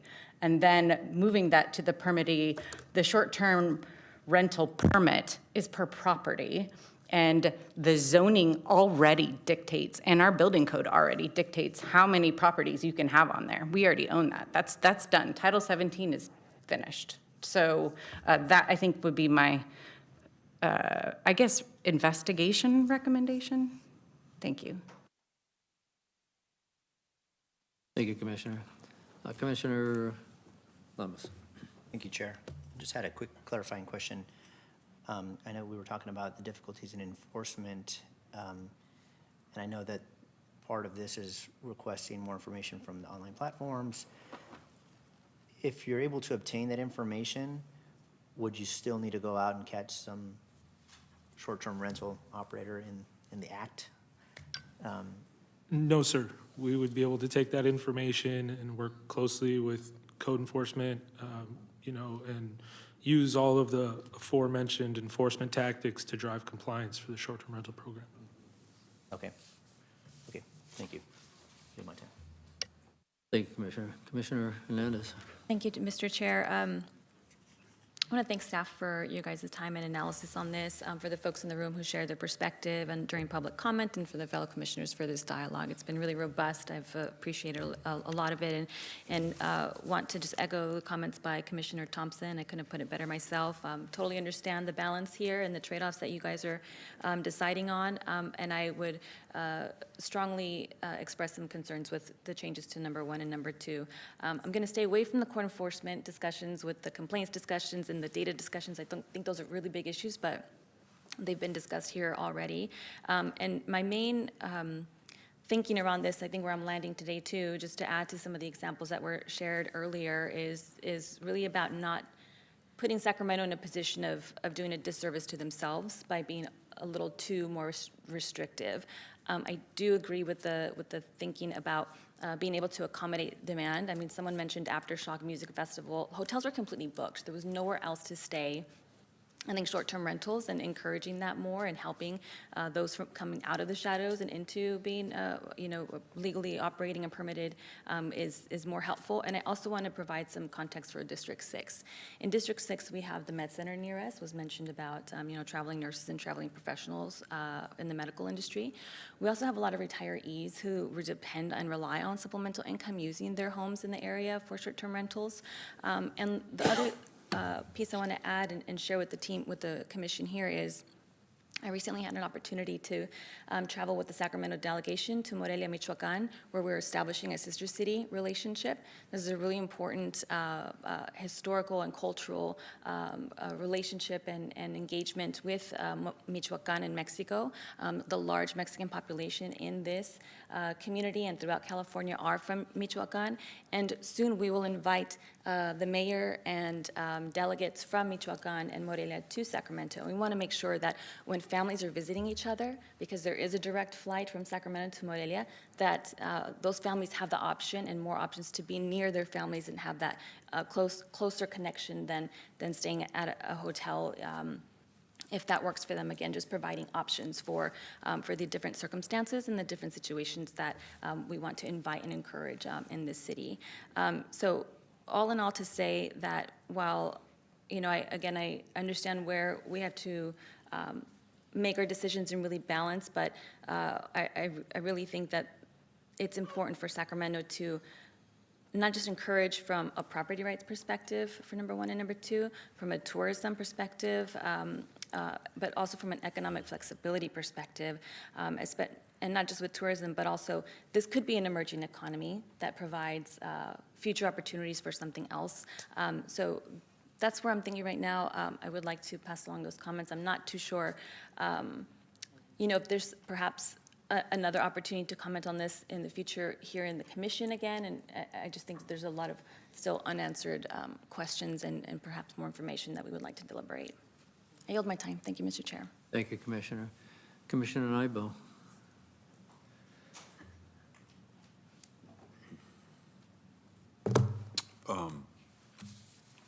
I would like to make a motion. I'd like to move staff recommendation with some of the amendments that some of the changes that we've heard. Specifically, Commissioner Thompson, you said so much better than I could. So that would be the change number 1 and change number 2, which is we defined the property rather than the residence as the primary residence. As primary, is that right? Primary property. So you live on the primary property. And then we don't limit one short-term rental per owner.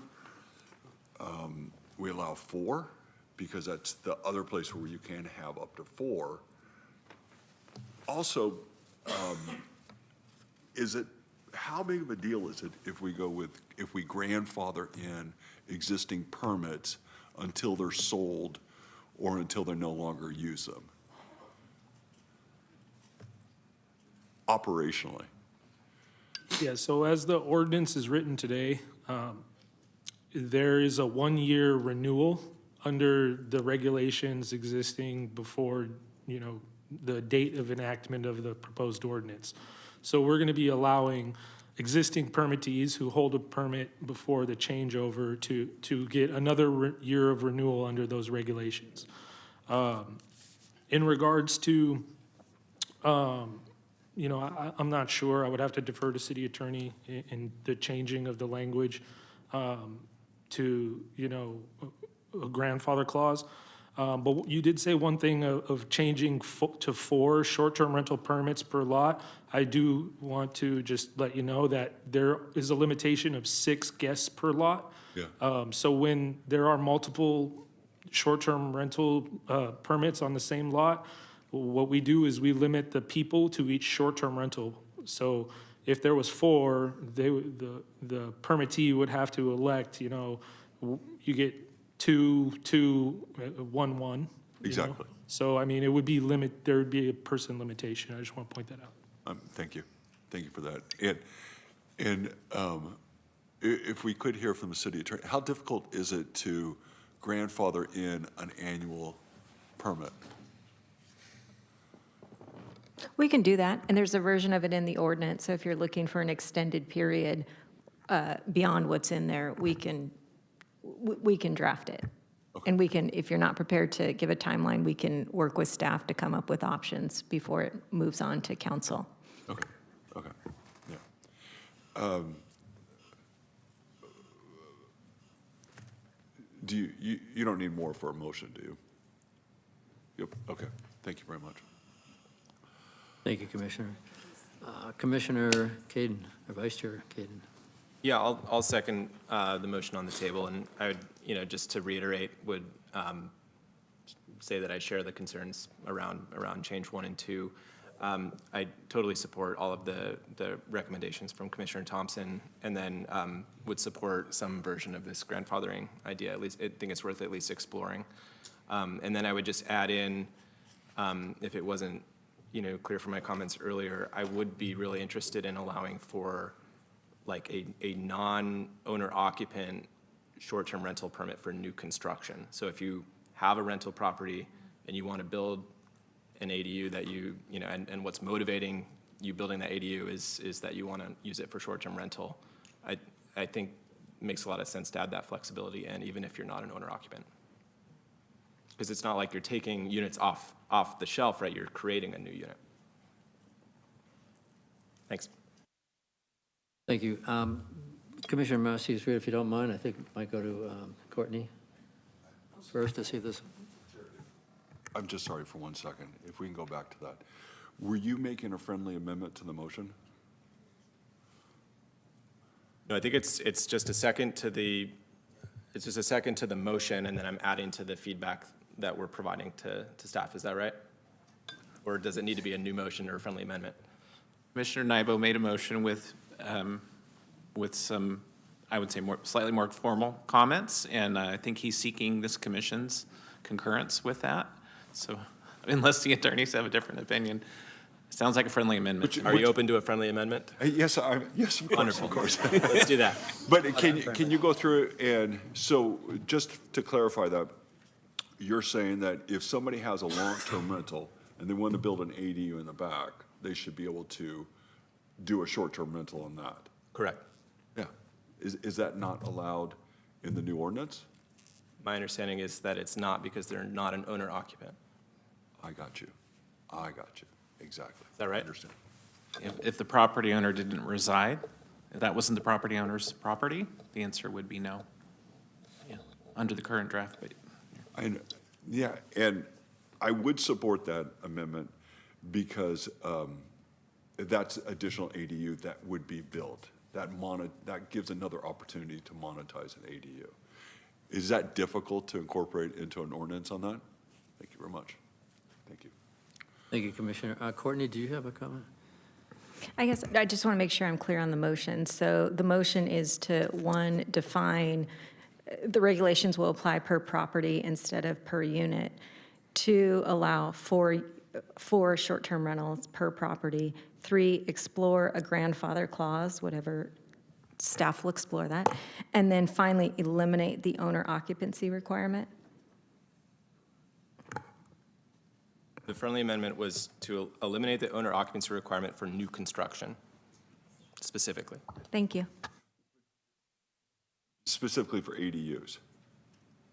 I'm suggesting for any new, there's various avenues besides ADUs to add units to a property. So I guess I would suggest for ADUs or anything that's missing middle scale or something, 684, SB 9, any of those opportunities as well.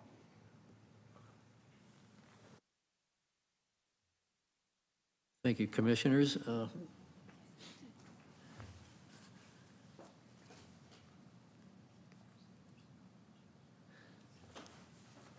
Commissioner Matthews-Reed?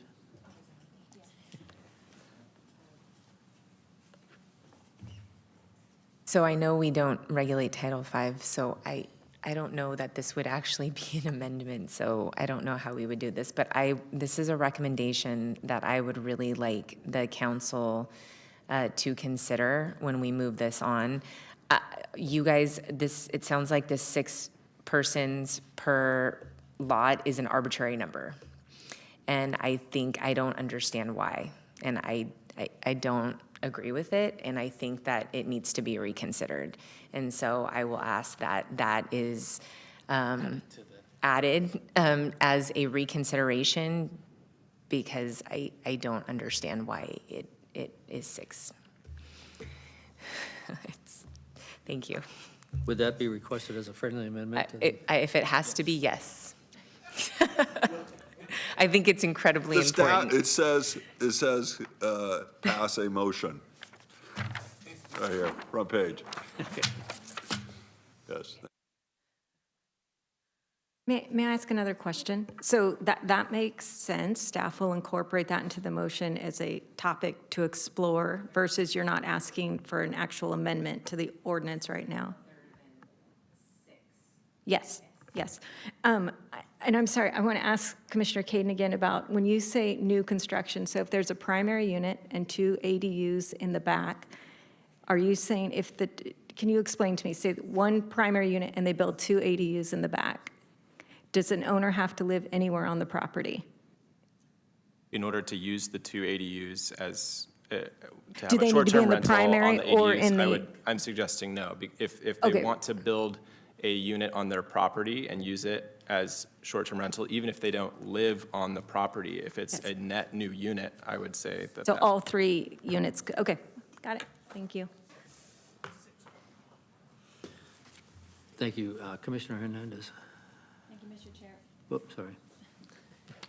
Thank you, Mr. Chair. I was going to have the similar question as Commissioner Macias Reed. So just to clarify, is there an amendment or what is the specific direction for now that part of the motion includes allowing up to 4 short-term rentals, then the 6 occupant maximum doesn't match that. So I just want to understand how that looks moving forward. Kevin, jump in, but I envision the staff report would say the Planning Commission voted to approve the ordinance subject to these actual changes to the ordinance, the owner occupancy, these other things that were said. In addition, the commission questioned the wisdom of the 6-person limit, and it especially doesn't make any sense if we add more units. So that's how that would be identified. Thank you. I yield my time. Thank you. Commissioner Ramos? Thank you, Chair. I do have some reservations about the motion as it's proposed, and I think, I believe the city's trying to encourage more long-term housing. It's probably why maybe where the 6 occupancy number came from. So I have some reservations about some of the components we're recommending here. I also want to try to dispel the notion that like an ADU for long-term housing is somehow doesn't generate any revenue. So those are still viable revenue options. If someone wants to build out their lot, they can still build it out for long-term housing options in their property. And so I think there's still options for folks who want to do that, right? And I'm trying to think of the lens in which the city's trying to move forward with this, and I'm thinking that it's trying to preserve long-term housing options within those lens. So just wanted to point that out for clarification. Then I think also there was a comment from staff that said that the city will also consider all comments beyond just what's in the recommendation as part of the report to the city council, right? It's not just going to be what's in the motion, like if there was other comments that were added, or is it just going to be strictly based on what's in the motion? Well, there's a mild limitation. There's a limitation to staff's ability to transcribe. So if you want it in the report, you should say it out loud to make sure we capture it. But the intent is to provide a fair representation of what all of you discussed. Okay. With that, I'll yield my time. Thank you, Commissioner. I had a few questions and clarifications that I'd like before we move to a vote on the motion. I think in your presentation, one of your slides, Kevin, indicated 1 permit per property owner. Property owners can be multiple on a piece of, so would it mean that, husband and wife, if they're both, would be eligible for a separate permit? I think if not, then you should clarify that. I think the intention is 1 permit per lot for an owner-occupied property.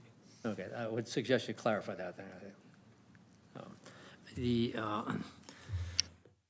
Another question is, I think it was change number 5 regarding the online, the hosting platforms. I think I mentioned in our staff meeting earlier today, the board that I work with at the state, we have issues getting online platforms to make changes to conform to our legal desires relative to practice of architecture.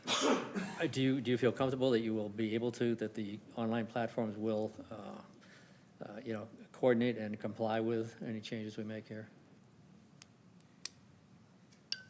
I'm hopeful for compliance, and I will work with staff and We've passed other ordinances as well, such as the one where the platforms remit the TOT directly to us and the STMD, STID fees. And they've been, there can be challenges. They're giant corporations, and sometimes it can be hard to get it to the right person. But I trust the Airbnb folks when they say they want to be good partners, and I'm confident we'll be able to get the information.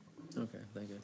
And I guess my last comment is that we heard comments from the public who testified that there was a lack of accuracy in some of the data that was presented to Long Ledge. Can you comment on that, or? I can. So when we did go to Long Ledge, we were clear with the committee that, this is the 311 data. It doesn't always get categorized as the right type of complaint.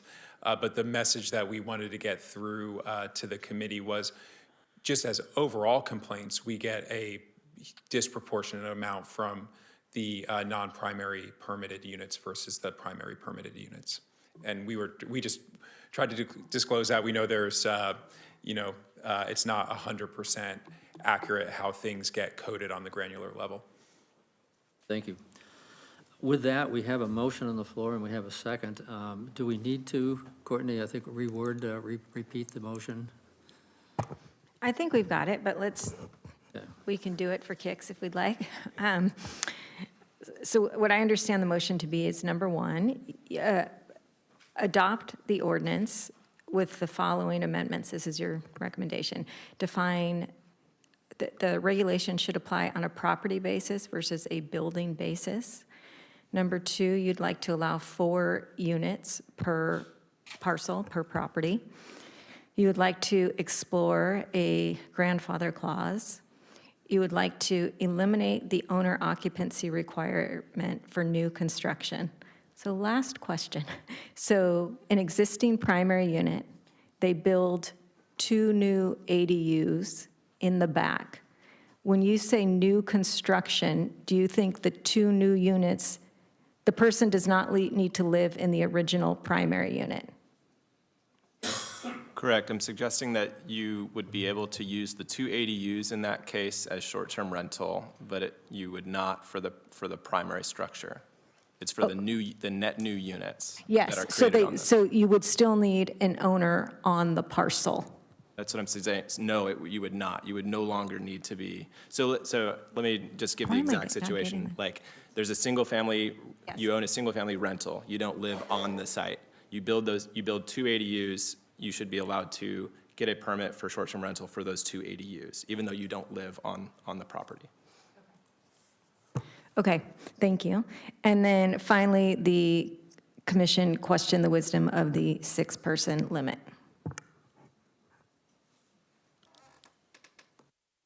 Thank you, Courtney. We have a motion that's been clarified. And does the mayor for the second agree to the motion as presented? Was that you, Commissioner? Okay, thank you. Motion and a second. Clerk, can we take a vote? Thank you, Chair. Commissioner Lee? Aye. Commissioner Tao? Absent. Commissioner Lamas? No. Commissioner Nybo? Vice Chair Gaden? Aye. Commissioner Hernandez? Aye. Commissioner Macias Reed? Aye. Commissioner Young? Aye. Commissioner Ortiz? Absent. Commissioner Blunt? Aye. Commissioner Reschke? Aye. Commissioner Thompson? Aye. And Chair Chase? Aye. Thank you. The motion passes. Thank you, everyone.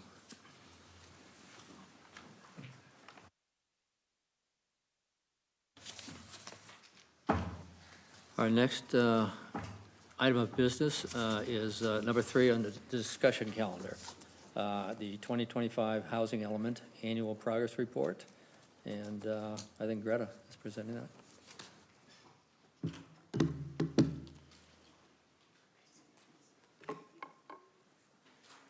All right, good evening, Chair Chase, members of the Planning and Design Commission.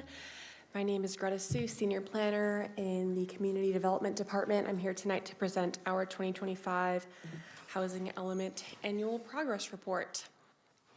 Every April, the city is required to submit a Housing Element Annual Progress Report to the state for the prior calendar year. The report provides housing production numbers and status updates on the city's adopted housing element implementation programs.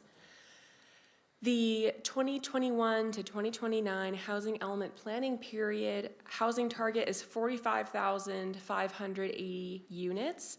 These units are broken down by income level from extremely and very low income housing to above moderate income housing. And this housing target assigned to the city by the state is known as the city's Regional Housing Needs Allocation, or RHNA. When we break that housing target over the 8-year period, we must produce about 5,700 units annually across all income levels. In 2025, the city produced a total of 2,737 housing units. This represents a 15% increase from the 2024 production levels, which is good.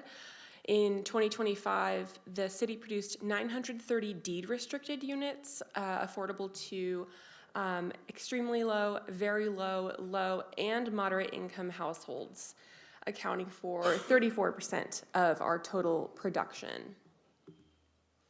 This chart shows the number of housing units produced by income level compared to the city's regional housing needs allocation targets, averaged over the 8-year planning period. So while we produced about only 48% of our annual production target, we did see housing produced across all income levels. This chart shows the number of units produced by income level and includes the breakdown between deed-restricted affordable housing and non-deed-restricted housing. Deed-restricted affordable housing projects that contributed to our 2025 numbers are listed here. These projects help expand the supply of long-term affordable housing across the city. And later on in this presentation, you will hear from our city housing manager about some of these projects in more detail. While deed-restricted affordable housing production is critical to ensure long-term affordability in our community, we know that we cannot meet our lower income RHNA solely through subsidized housing, given current funding availability.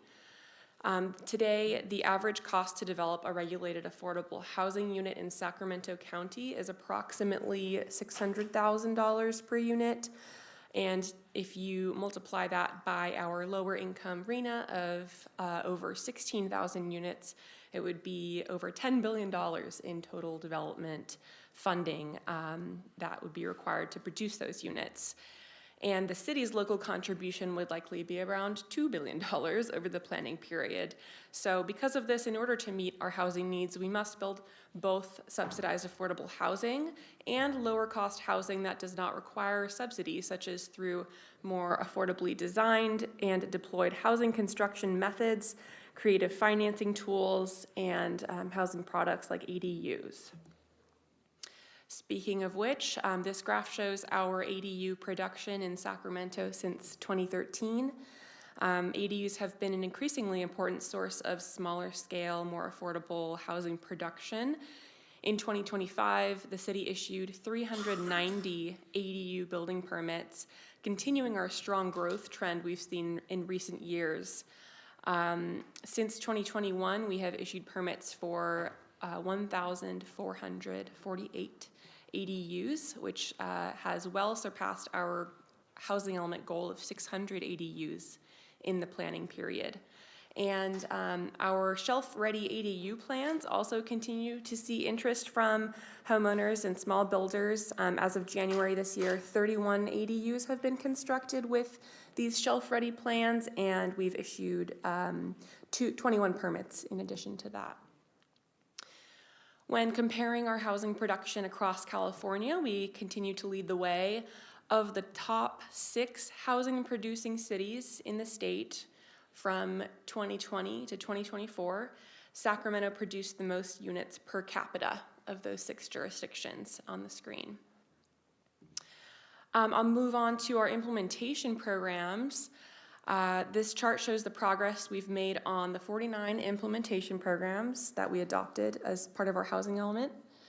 Those programs were assigned different implementation program timeframes, including short-term, medium-term, long-term, and ongoing programs. To date, we have completed about 37% of our programs, 37% are ongoing, 16% are currently in progress, and 10% haven't yet started. So we're making steady progress on that front. In 2025, the city advanced several housing policy initiatives, some of which are listed here. We updated our universal design ordinance, launched a housing development toolkit map, piloted a small developer incubator program, submitted our pro-housing designation renewal application, adopted our local ordinance implementing SB 684, and completed our review of the mixed income housing ordinance. And on the screen, you'll see photos from some of our small developer incubator events this year.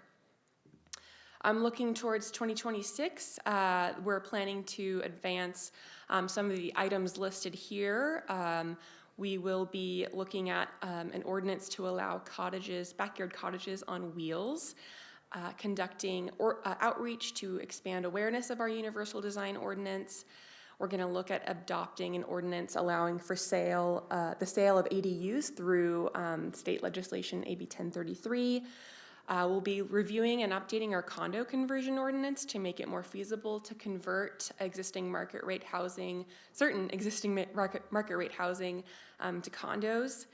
We'll do some continued small developer programming, and then we'll also be conducting a citywide ADU survey. And then I will pass it now to our city housing manager, Yayan Isle, to provide an overview of some recent and ongoing housing projects. Thank you, Greta. Chair Chase, members of the Planning Design Commission, nice to see you all. I'm Yayan Isle. I'm the city's housing manager. I work out of the city manager's Office of Innovation and Economic Development. We wanted to provide some updates on housing projects. Once upon a time, the city had funding that we made available to help support the development of housing. Back in 2022, the city made some significant investments with Measure U, General Fund, Risk Management Fund, our Homeless Housing and Assistance Program funding, as well as some old redevelopment funds and other funds to support and help increase the production of housing. So I wanted to highlight some recently completed projects, projects that are under construction, and projects that are underway.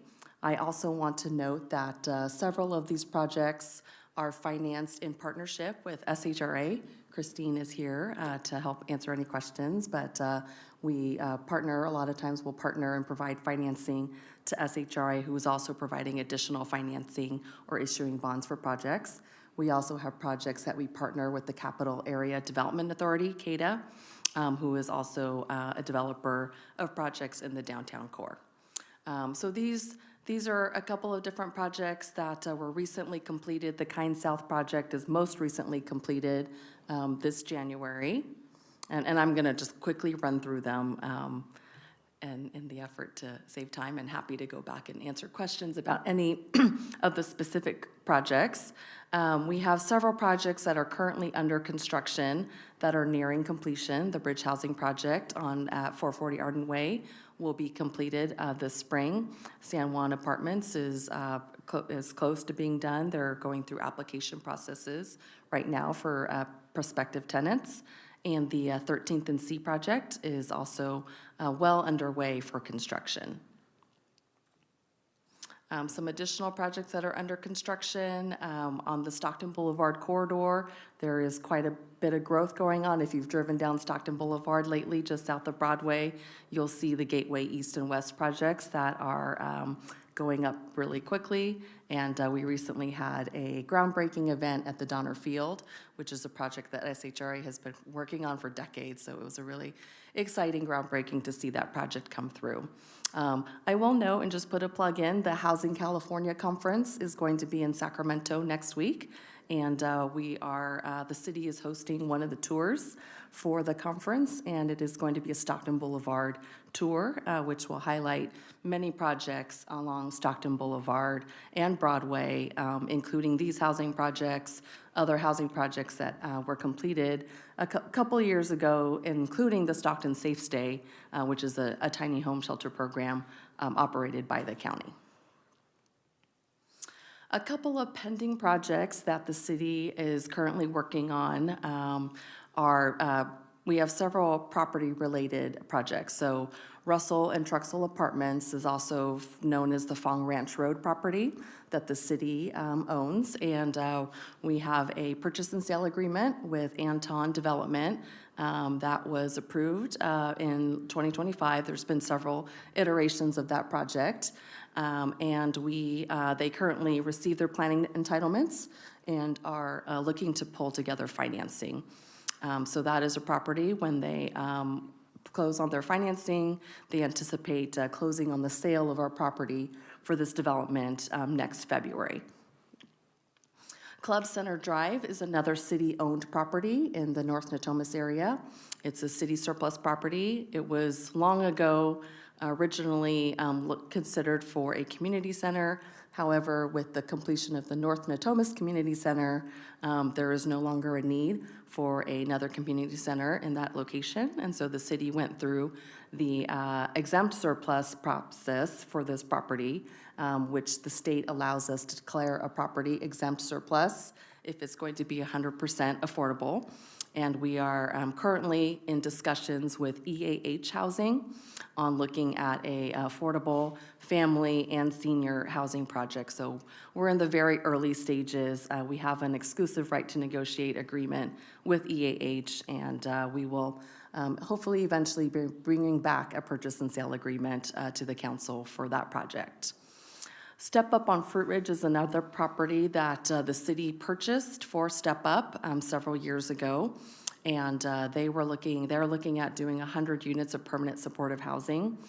They were originally looking to go non-traditional in terms of financing, so they were hoping to, through a foundation grant that they received with the Lennar Foundation, they were looking to pull together pieces of funding that were not going to be our more traditional tax credits, bond financing. However, the project is a little bit stalled with the financing, so we'll continue to see what we can do to bring this much-needed project forward. AHSC, the Affordable Housing and Sustainable Community, is a large source of grants, which I'm sure Dov could probably speak to more than I could, but it has been a great resource for housing projects in the city, as well as this grant also includes a transportation and transit component. And so with these housing projects, the city Public Works Department is also receiving money to improve pedestrian and bikeway projects near these projects. So the On Broadway project is nearly complete, might be just about complete. Sakura is under construction. The Clover Apartments and Ice Street Apartments were two projects that were awarded just in December. And so now they're going forward and continuing to pull together the rest of their financing and going through their building permit process. We have a couple of other potential projects that we've been working on to increase the pipeline for permanent supportive housing to address the housing shortage for people who are experiencing homelessness, who are really needing that highly subsidized rent. You know, these are a lot of people who cannot afford more than $600 of rent. They're only on Social Security. The state put out Home Key Plus, and we have 2 pending applications with the state currently.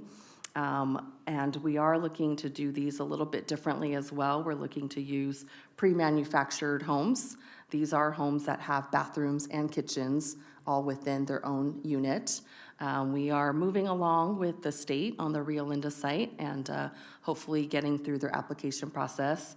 And we are still working with the state on the Mac Road project. So we are hoping that these projects will be awarded and we'll be able to bring on 220 more permanent supportive housing units.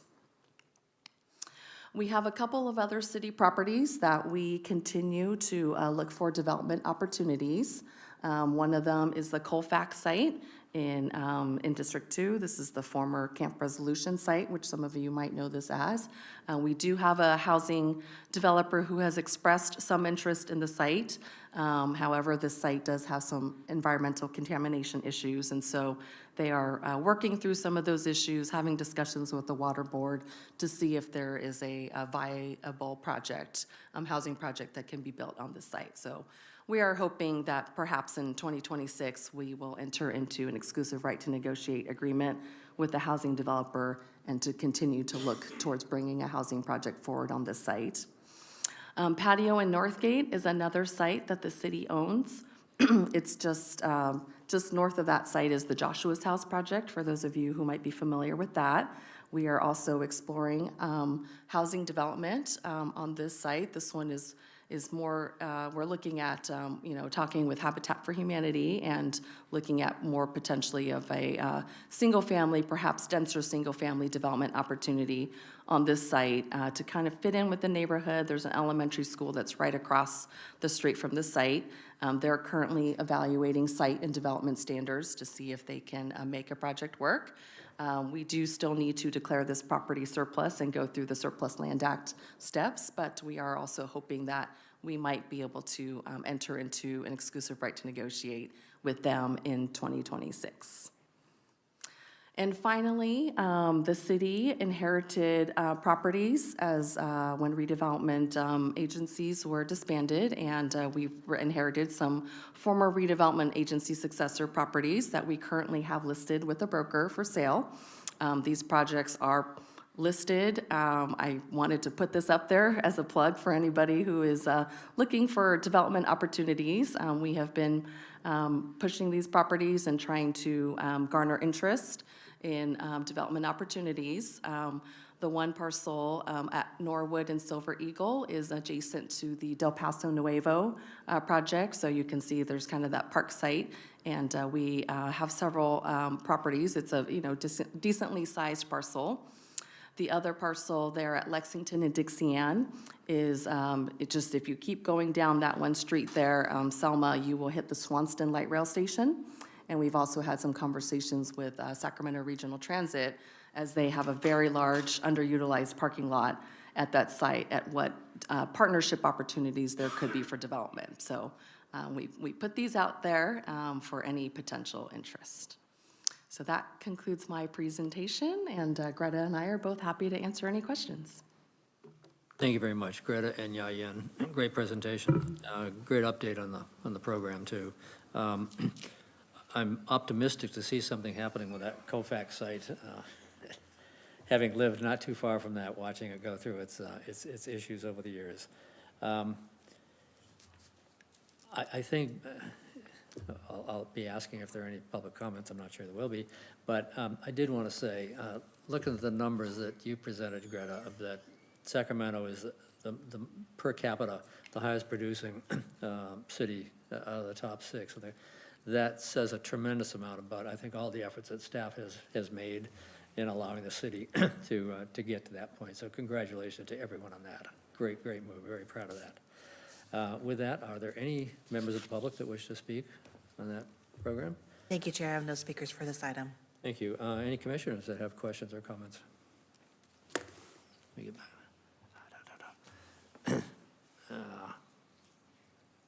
Vice Chair Collins. Okay. Yeah, would definitely echo all of that. I mean, I'm always amazed at, what staff is able to do. And, I think it's really overall production, and it's in particular the affordable production that's just phenomenal. And I had a quick question for you, Yayen. I appreciate the presentation. It's actually really nice to just get the overall kind of picture of all the projects in the pipeline. I appreciate how creative I think the city is with like how we're funding all of these things. It's like so many different avenues that you're pursuing.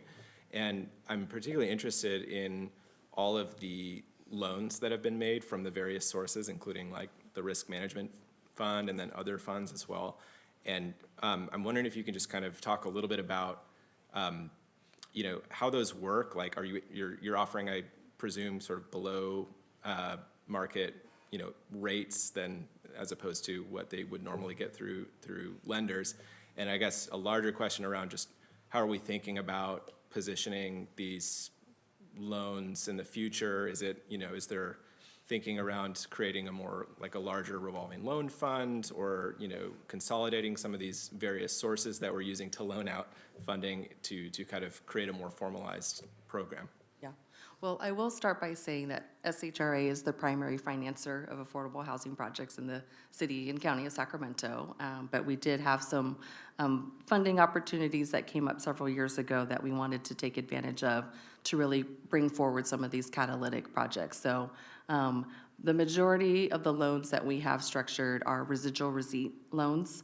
And so they are with favorable conditions, you know, we're anticipating that most of them will take some time before we see any residual money that will come back to the city. And so I know that developers, a lot of actually workforce housing developers have approached the city who really are looking for very small gaps, like $1 million, and they have said it'd be great if the city had just even a small revolving loan fund. Unfortunately, with our current budget deficit situation, we're not in a position to be able to do that, but we do continue to apply for grant funding. We're going to be applying for the 4th round of pro-housing money in the spring. We do continue to offer the fee deferral or fee $0 impact fee program to help support programs. And, you know, we have continued conversations with the city treasurer's office on what other pots of money that might be invested in one area could potentially be invested in a housing project that would maybe quickly return the money. And so those creative solutions continue. I also want to add and acknowledge that Leslie Fritchie in our department, she is, you know, has a wealth and breadth of experience with financing and supports many of these projects as well. So we continue to look at what other ways that we can bring some sort of recurring, ongoing funding source forward. Yeah, I appreciate that. And I mean, I think there's been various, you know, places across the country that have really started to explore these sort of revolving loan funds and had a tremendous amount of success, and having that be this kind of recurring source of funding that, you know, you're able to offer these great terms because it's like, it's something that you know it's going to happen. You get the money back within a few years and you're able to kind of keep it turning. And then, so yeah, thank you. And then just more generally, I wanted to, yeah, commend the city. And I always, in these presentations, I always want to tie it back, I guess, to like what the point of the housing production is, which is we're trying to reduce rents. And so if it's possible at all to, in the future, just like have some statistics about what rents have looked like. Because I think there's amazing news on that to me. Like, you know, we've been building all of this housing to the end of reducing rents, and rents have been flat for 3 years. Like, actually negative, I think, for like, I think I was reading in the Collier's quarterly report that it's 6 of the last 12 quarters have had negative rent growth. And you can, I mean, you can, on the open market in Sacramento now, you can find affordable housing if you are 80% AMI, which is, you know, the statistic, you know, that's the threshold that we consider affordable housing, right? So if you're at 80% of the area median income, you can find market rate housing today in Sacramento that is affordable. That's remarkable. That is a functioning housing market to a certain extent, which is like very unusual in California. So I wanted to lift that up because I think it's really, really meaningful, and it's actually like the output of all of this work. And so, yeah, thank you to everything that staff has done to make that a reality, and to our council and to this commission as well. Thank you, Vice Chair. Commissioner Young. Yeah, I also just wanted to commend the planning staff for all the work that they've put in with, you know, with the very limited financial resources, right, that are available to produce kind of the lower income band units in this region. That said, because, you know, the RENA units, right, that we said that we were going to produce over a certain period of time, right, we're falling short of that. Has there been any other consideration of what else might we do to try to perpetuate those numbers a little bit further? I mean, I've seen the laundry list of all the things that you guys are doing, but just given the fact that, you guys done a lot, but we're still falling short, has there been any kind of consideration of other things that we might do as a jurisdiction to improve those numbers? We're working on our citywide zoning code update. That'll be, expanding our, the results of the general plan, right? We have our, I think we still have even more opportunity to be unlocking, right? We have our missing middle interim ordinance, but, that'll be exciting to see. I think, from the local perspective, we continue to just implement, good policy.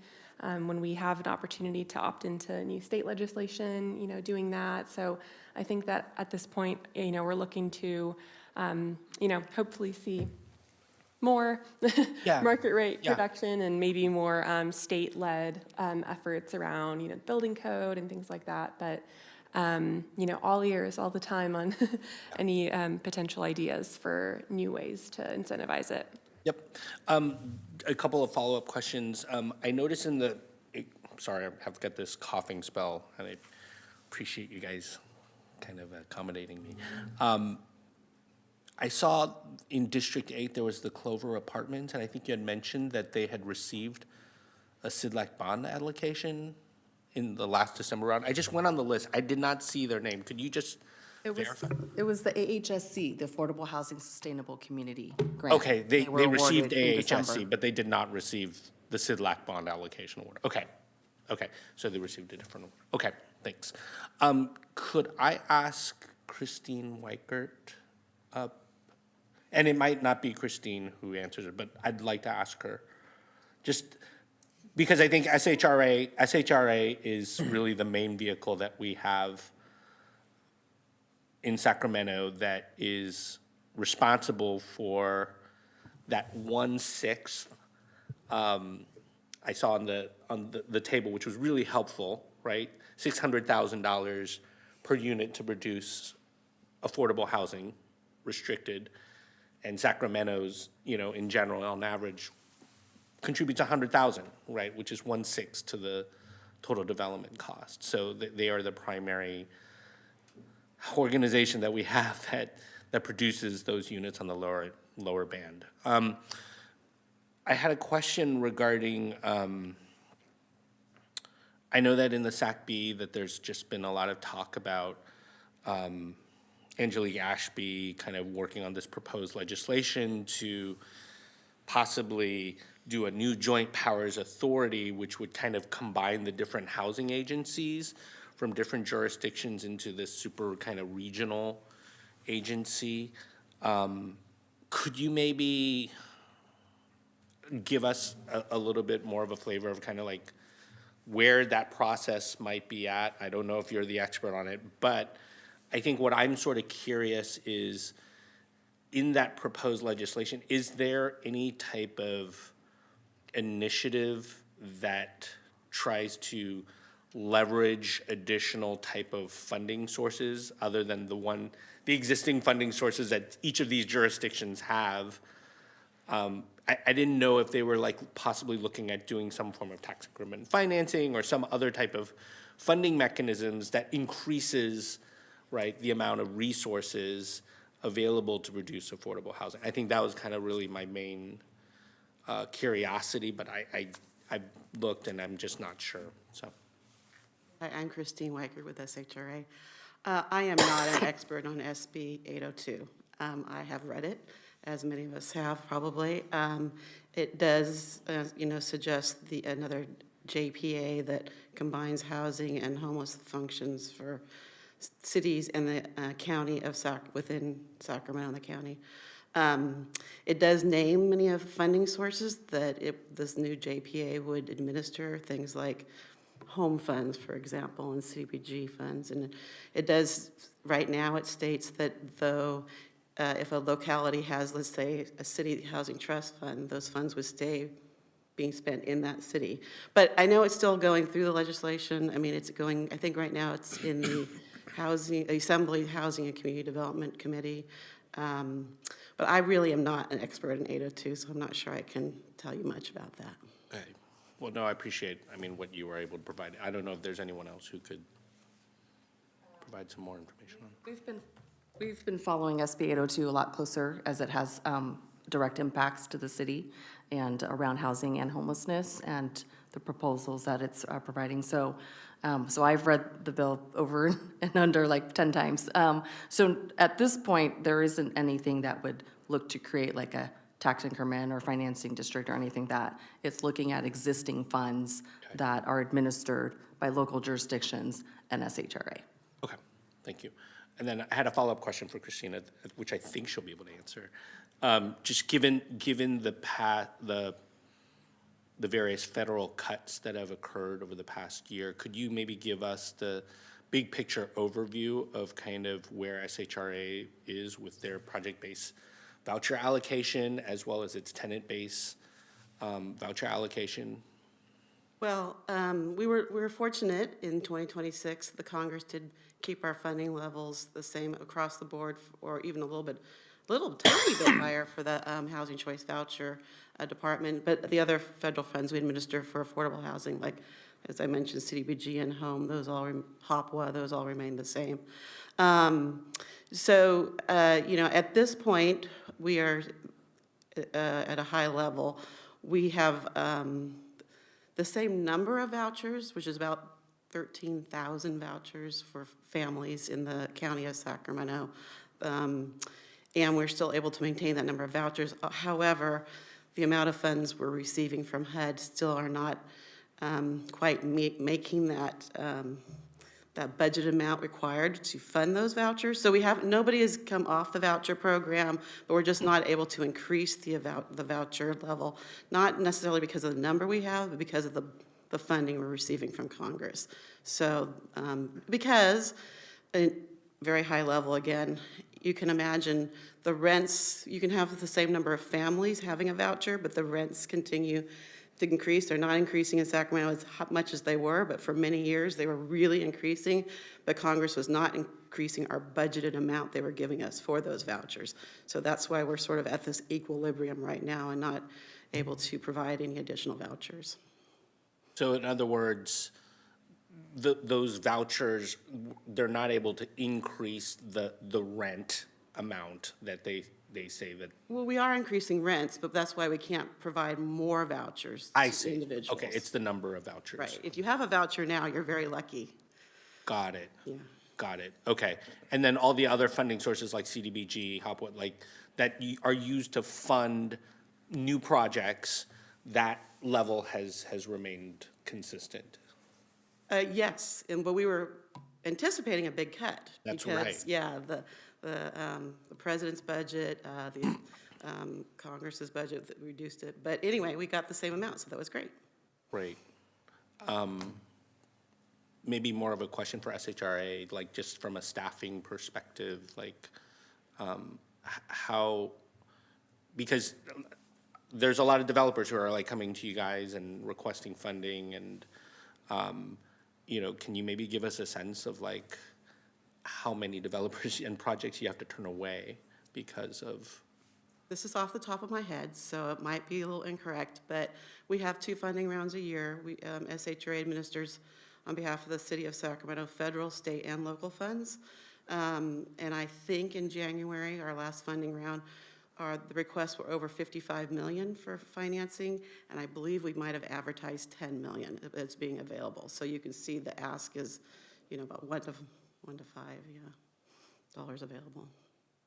So there's a lot of good affordable housing projects out there. We wish we could provide funding for all of them, but the funding is restricted. Thank you so much.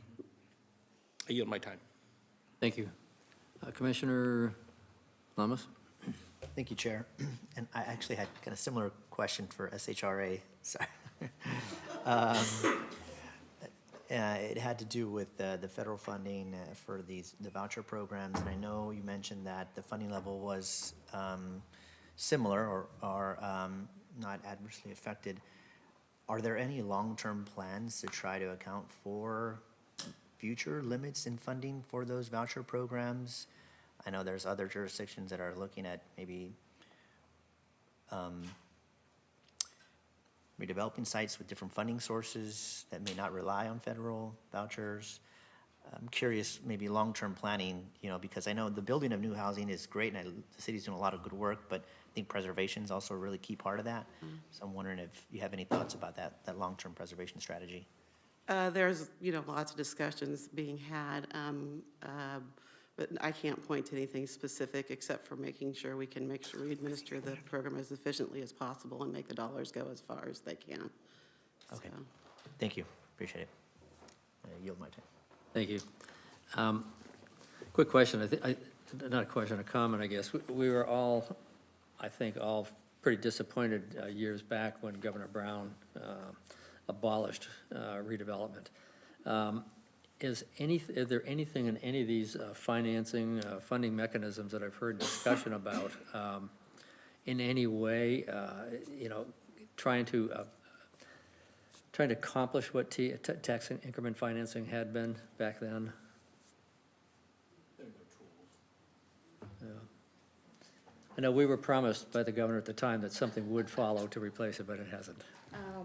I think right now the closest thing might be our infrastructure financing districts. I feel like I saw something about proposed legislation that looked something like tax increment, but I don't have the details on that, and I can look into that. But I thought I saw when there's a whole slew of bills being proposed, and one of them I think was kind of redevelopment tax increment like. So, yeah. Yeah, it's not like the old redevelopment days. Yes, yeah. Thanks, Yayan. Any other comments or questions from the commissioners? This is not an item that requires our approval. It's for review and comment only. So anything anyone wants to add before we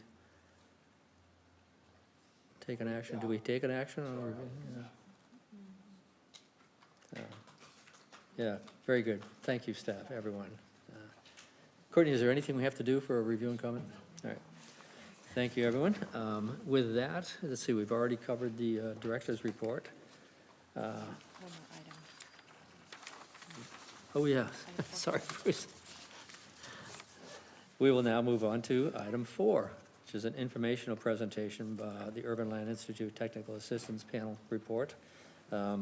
One Heat, who will be, I guess, Bruce, going to be presenting that?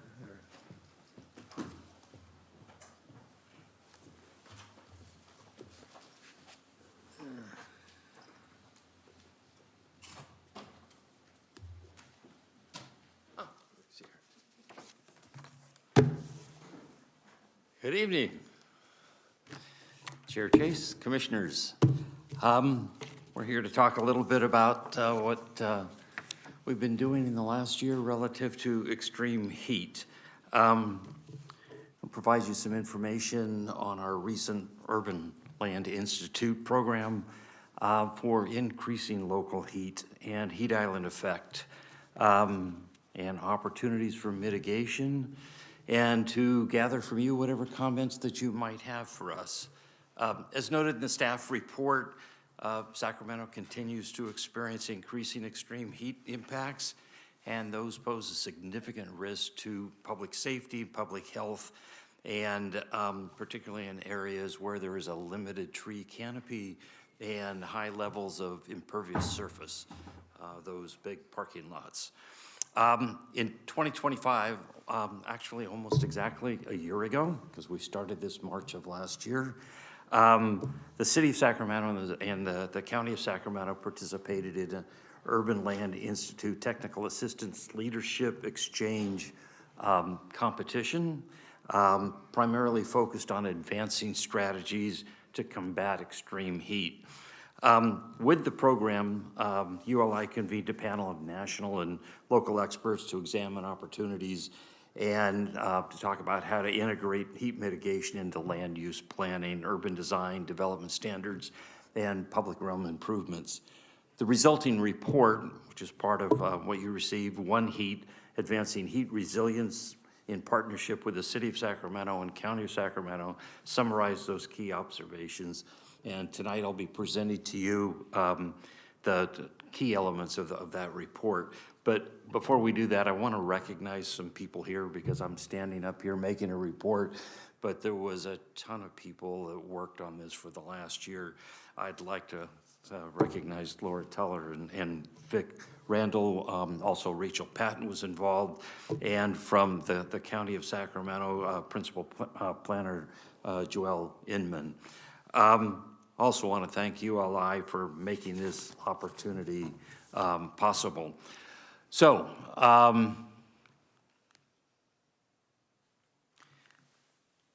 the city and the county came together on this. We'll talk about that just a little bit, but we had existing general plan and climate action adaptation plan goals. And this goal A2 was about creating environments to reduce exposure, extreme heat, and mitigate urban heat island effect. So this ULI program played very well into that particular goal.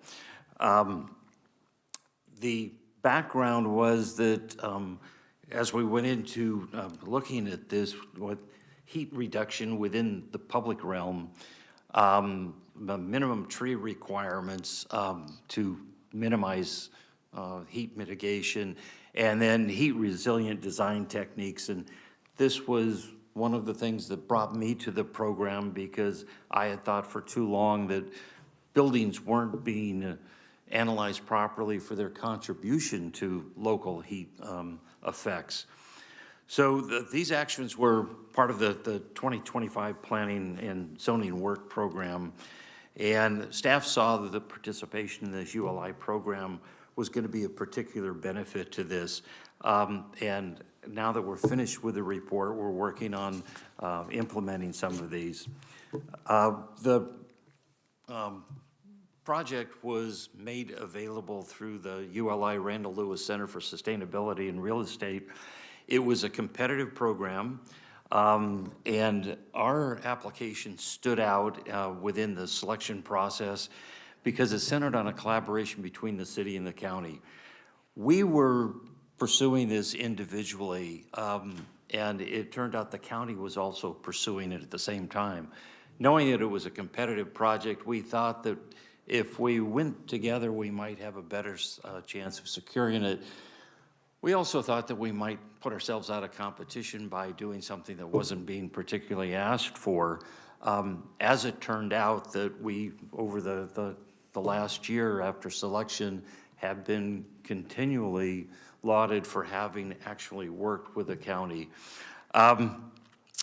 The panel for the ULI was put together as a panel of experts from across the country that had experience in different aspects of this challenge that we were talking about, from extreme heat to urban design and economic development, which is a big factor of what we're talking about here. So the city-county collaboration was critical to this. Actually, if I recall correctly, it was our planning director, Greg Sandlin, who said, check with the county, they're doing something, maybe we can put this together. And when we sat and talked to the county in mid-March of last year and looked at the things that they were considering and looked at the things we were considering, they were almost perfectly aligned. And the thinking was that heat doesn't really know municipal boundaries, and our constituents don't know municipal boundaries, and we have environmental justice communities that are mixed between the city and county. You look at Stockton Boulevard, and it goes city, county, all the way down.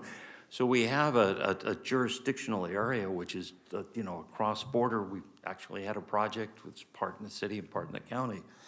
So within the shared strengths, we found that we both had similar policies and both had similar policy documents. I think Sacramento City was just a little bit further ahead in this, but this idea that we were both looking at resilience and climate adaptation strategies, we were both working on policy frameworks to adjust those challenges. and that we thought that the partners like the ULI and other stakeholders would end up, making that just a little bit more impactful. So to participate in this technical assistance program, which was part of this technical assistance leadership, we ended up establishing a series of background documents. So the city gathered documents, the county gathered documents, and we prepared that as background. There was a briefing book, and I think our briefing book was 300 and some odd pages. They did comment that never in the history of the ULI review had they seen such a large, complex, and complete briefing book, and asked if they actually had to read it. But one of the reasons for the complex briefing book was we didn't want to hear from them things that we already knew, or we already had policies on, or we are already working on. So what we were really looking for was this ability to reach out and learn something new from experts around the country. So when the TAP panel arrived, we took them on a tour, put them on a bus. We had picked a series of city sites and a series of county sites that had similar problems but slightly different focuses. And I thought it was interesting. The first place we went to was a park in North Natomas. And the first thing this whole group did when they got off on the bus was made it straight for a shade structure sitting in the middle of the park, which only sort of reinforced what it was we were talking about. So the panel ended up going through a couple of days of study here and talking to people, and they made near-term and short-term recommendations, and we'll talk about that a little bit later here. And we also talked about an implementation, and part of it was collaboration with the care holders to maintain the momentum that we established within this program. Pressed the wrong button. One of the things that we were asked to do was frame the work for the visiting TAP. And so we were asked to establish essentially 5 questions. These are representative, these questions, they're not exactly the questions. We'll talk about this in this order a little bit later here as we go through their responses. But we wanted to know from their national experience, what were the best practices for design and development in order to deal with heat mitigation? We wanted to know more about alternative regulatory pathways, what had worked in other jurisdictions. We wanted to discuss incentives and funding because nothing is free in this world, and we were concerned that as we went into things that we wanted to add to the development program, it was going to cost money. We wanted to deal with equity in underserved areas. The area of Land Park, East Sacramento is significantly different than Florin Road. And then lastly, we wanted to know what the role of the public sector was, how to engage the public sector as we talked about both the public infrastructure relative to development and the buildings that were being established on those particular sites.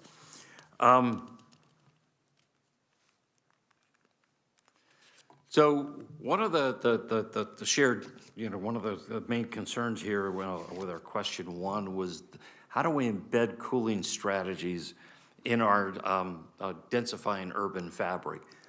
We want to build more, we want to get it more dense, but how do we build that? One of the questions that came up was one of the problems we have was that as we densify, we get smaller and smaller lots, there's less room to put a tree. Developers don't want to squeeze a tree in somewhere, so we're trying to balance this idea of things that are good for the environment, create a great living environment for the people of Sacramento, but still provide for a more dense environment.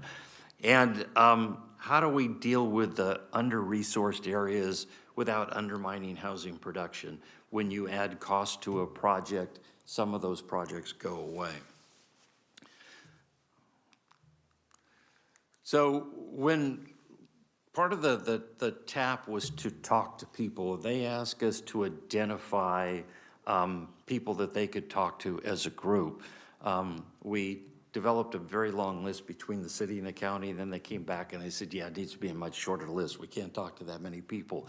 But it was a really broad range. So we had elected officials, we had staff, we had private sector, we had nonprofit sector, local agencies, state agencies, educational institution, and community-based organizations. And I think some of the commissioners may have even been on that particular interview list. So the information that they got back from these individual groups went into forming some of their policy decisions. And I would note that they arrived on a Sunday. We took them out Monday. They worked on a tour all day Monday. They worked as a group on Tuesday, and on Wednesday there were responses back to us on general things. So this was not a really long study. It was show up, work really, really hard.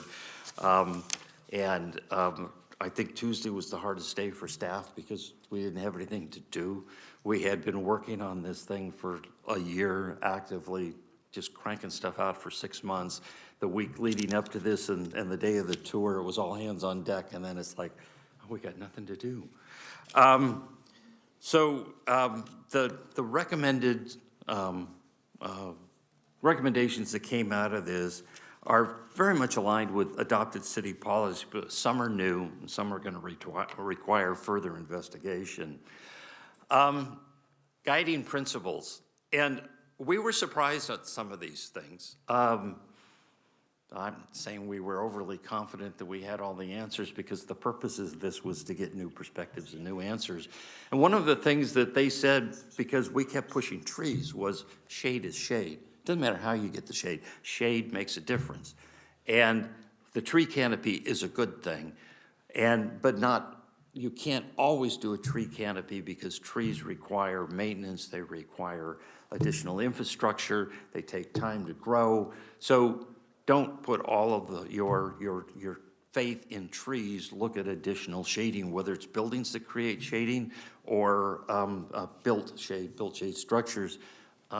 There was one personally very embarrassing moment for me in a project on Richards Boulevard, where we had allowed a project to convert a street to a pedestrian pathway. Thought it was a really pretty good idea. We were standing out there looking at it. We were standing in the shade of a building, and there were trees planted in the shade of that building, and the pedestrian pathway had no shade, no trees. And I wondered how we managed to get to the point where we created a pedestrian pathway with absolutely no shade. The other thing that came out of this was trees are not just a nice thing. They need to be managed as critical infrastructure. They're as important as a street or water pipes or sewer pipes. And if we don't manage them, they just go away. Using a systems approach to go through and deal with this on a fairly regular basis. Trees cycle, they die, they need to be replaced. We need to look at how to put them in other places. Rebuild trust with some accountability on how we're going to manage trees and how we're going to deal with the shade structures, not just request them, but actually manage the process. Focusing on a plan for performance to where we actually had something that we were accountable for and could enforce. And I think this was a really important focus on neighborhood scale, because we started with citywide, we're going to do X number of trees and we're going to do X percentage of shading. And we saw it as very citywide, and the TAP said, some places don't need more shade. Some places have lots of shade, but they got old trees, and those trees are going to die. So in those areas, you need to be dealing with a program for tree replacement. And if you've got an area that doesn't have trees at all, and there's no development going on, you need to find a path to be able to get trees in those areas, more of a public intervention. And those areas that are getting development, you need to be clearer and more consistent about how we ask for and add trees. And lastly, it was about building and scaling capacity through partnerships. It was realized that this could not be just a city or a county effort. It had to include the development community and the nonprofit community and those other people that really were interested in the trees. So we ended up with a series of responses from them, and these relate to the 5 questions we started with at the beginning. So from a design and development standpoint for the built environment, they came up with some short-term recommendations and some long-term recommendations. One of them was prioritize deep paving. We have lots and lots of paving that's not necessary. We need to be able to find a way to begin to remove that paving. That's just removal of things. Shade for priority locations, and built shade primarily to get shade where it makes a difference and where you can control the actual shade pattern. And this next one, which was piloting new green infrastructure techniques, we have a requirement for street trees in the width of a planter, but not necessarily length of a planter. What we find on a regular basis is that there's not enough root area. It was commented that we require street trees or the trees within residential development, but residential pads get compacted at 95%. You can't plant a tree in 95% compaction. We have different kinds of soil conditions. And so you can't plant a tree in exactly the same consistent manner and get it to survive. And what we really found was that a good portion of the trees that have been requested with planting, after 10 years, weren't growing. They weren't going anywhere because it was the technique that was used to plant them and provide some root growth. One of the things that was recommended was this process called silvacells, where you have a solid surface on the top, but underneath you have this very broad area where root structure can grow. So this allows you to have a fairly narrow surface planter area, but you're providing underground space for the plants to grow. The trees get to maturity much quicker if they're getting to maturity at all. And this was one of the recommendations as we start looking at different technologies. Longer term, they recommended that we update our design guidelines, standards, and review process for climate performance. We're actually kind of working on that right now. I have been advocating for quite some time that building design should be valley-centric, with our shading, our heat, our wind flow. We don't necessarily design buildings in Sacramento or approve buildings based on their conformance with these. One of the things that became very apparent was that it's very popular to have black buildings and dark gray buildings. Those buildings generate heat on the adjacent buildings. Those buildings require the adjacent buildings to use more electricity to run more air conditioners. So when we look at an individual building on an individual site, we have not in the past looked at its impact on other buildings or pedestrians in that area. That will become part of our new thinking. Requiring more shade for new development and identifying priority shade goals within a neighborhood approach, not just on the building, but within the public infrastructure as a whole. Regulatory approaches. This was a part of our concern in what dealt with the best practices, and the second was focused on actual regulatory approaches to get there. The panel had recommended that we use outcome-based measures such as a green factor score, that we line our codes with our urban forestry goal because they're not directly aligned at this point, and that we pair up requirements of rules with enforcement. And this is part of the concern as we start to create new rules and create enforcement and the cost impact that has on the projects. So, you know, we want to make sure that we're talking with the development industry, but also finding ways to offset any additional costs when we're trying to create a better overall environment. Equity in underserved areas. We have a broad variety of disparity within the community. Some of it's purely economic, some of it's geographic, some of it's past history. So one of the recommendations was that we needed to engage and support community-based organizations, especially nonprofits, to begin to help with create an equity in underserved communities. Second was a simple approve access to cooling centers and air conditioning, and then to begin to provide shading to support people working in high and extreme heats.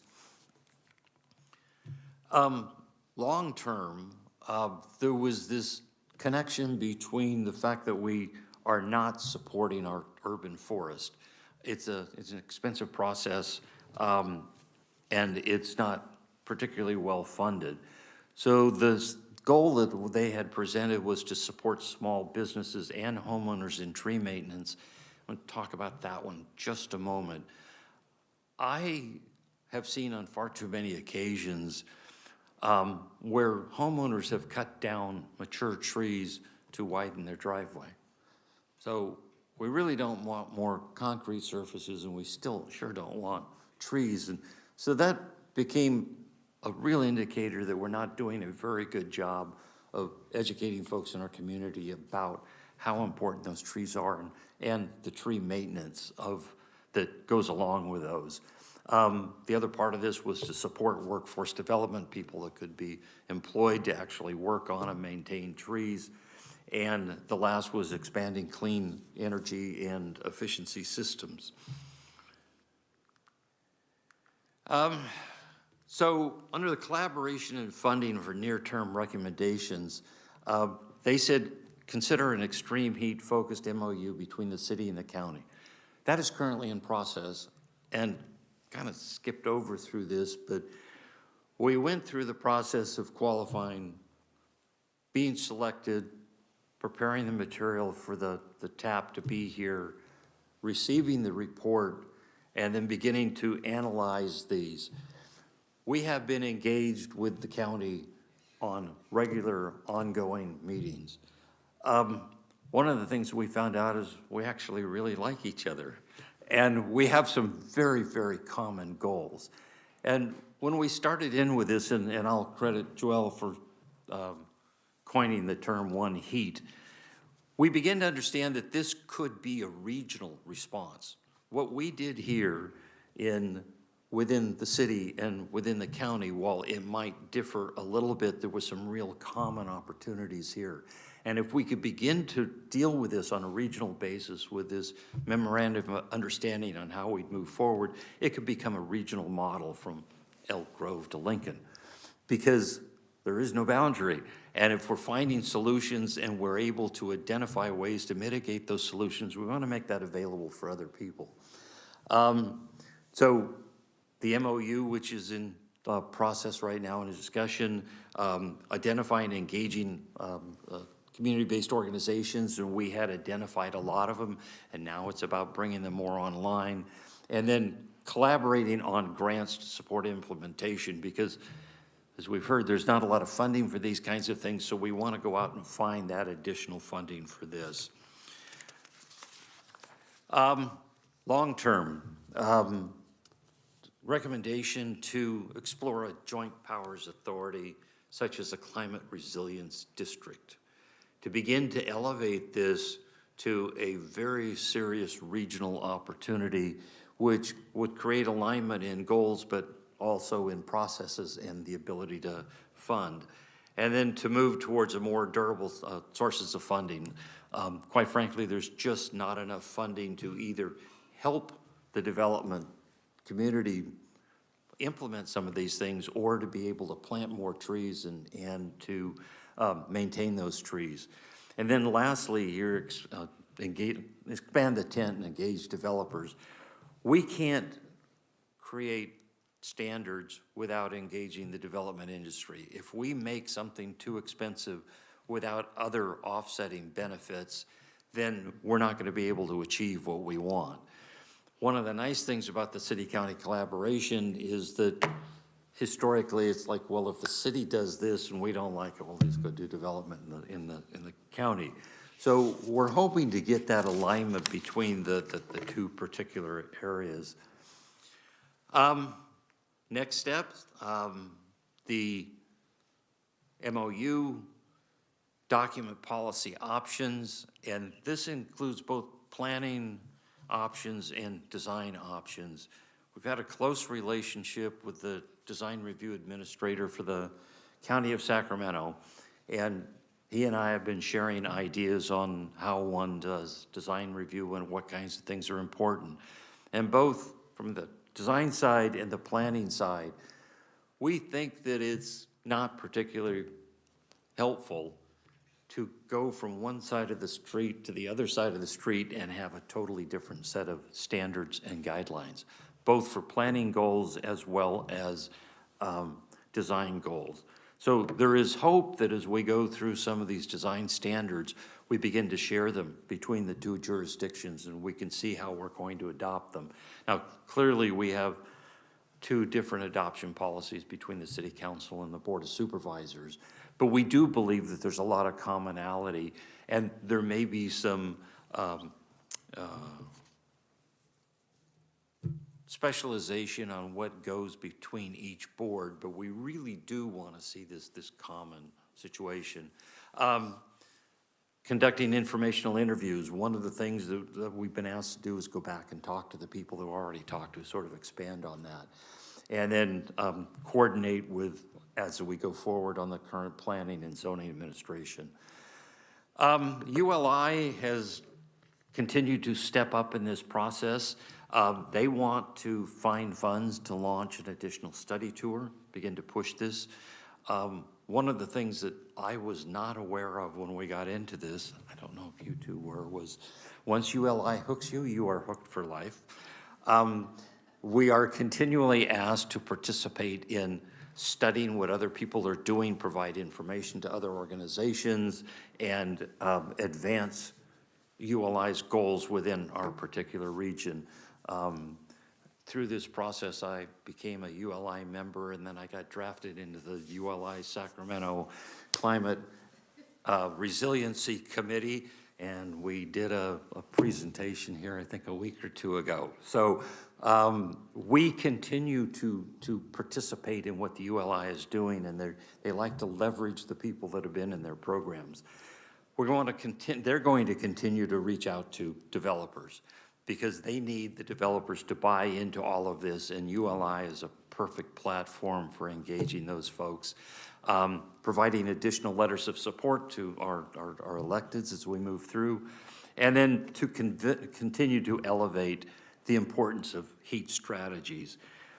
Because while we can all see that our climate is changing and the not only the heat, but just the weather events get more severe, we have to be prepared for a way to make our city still very livable.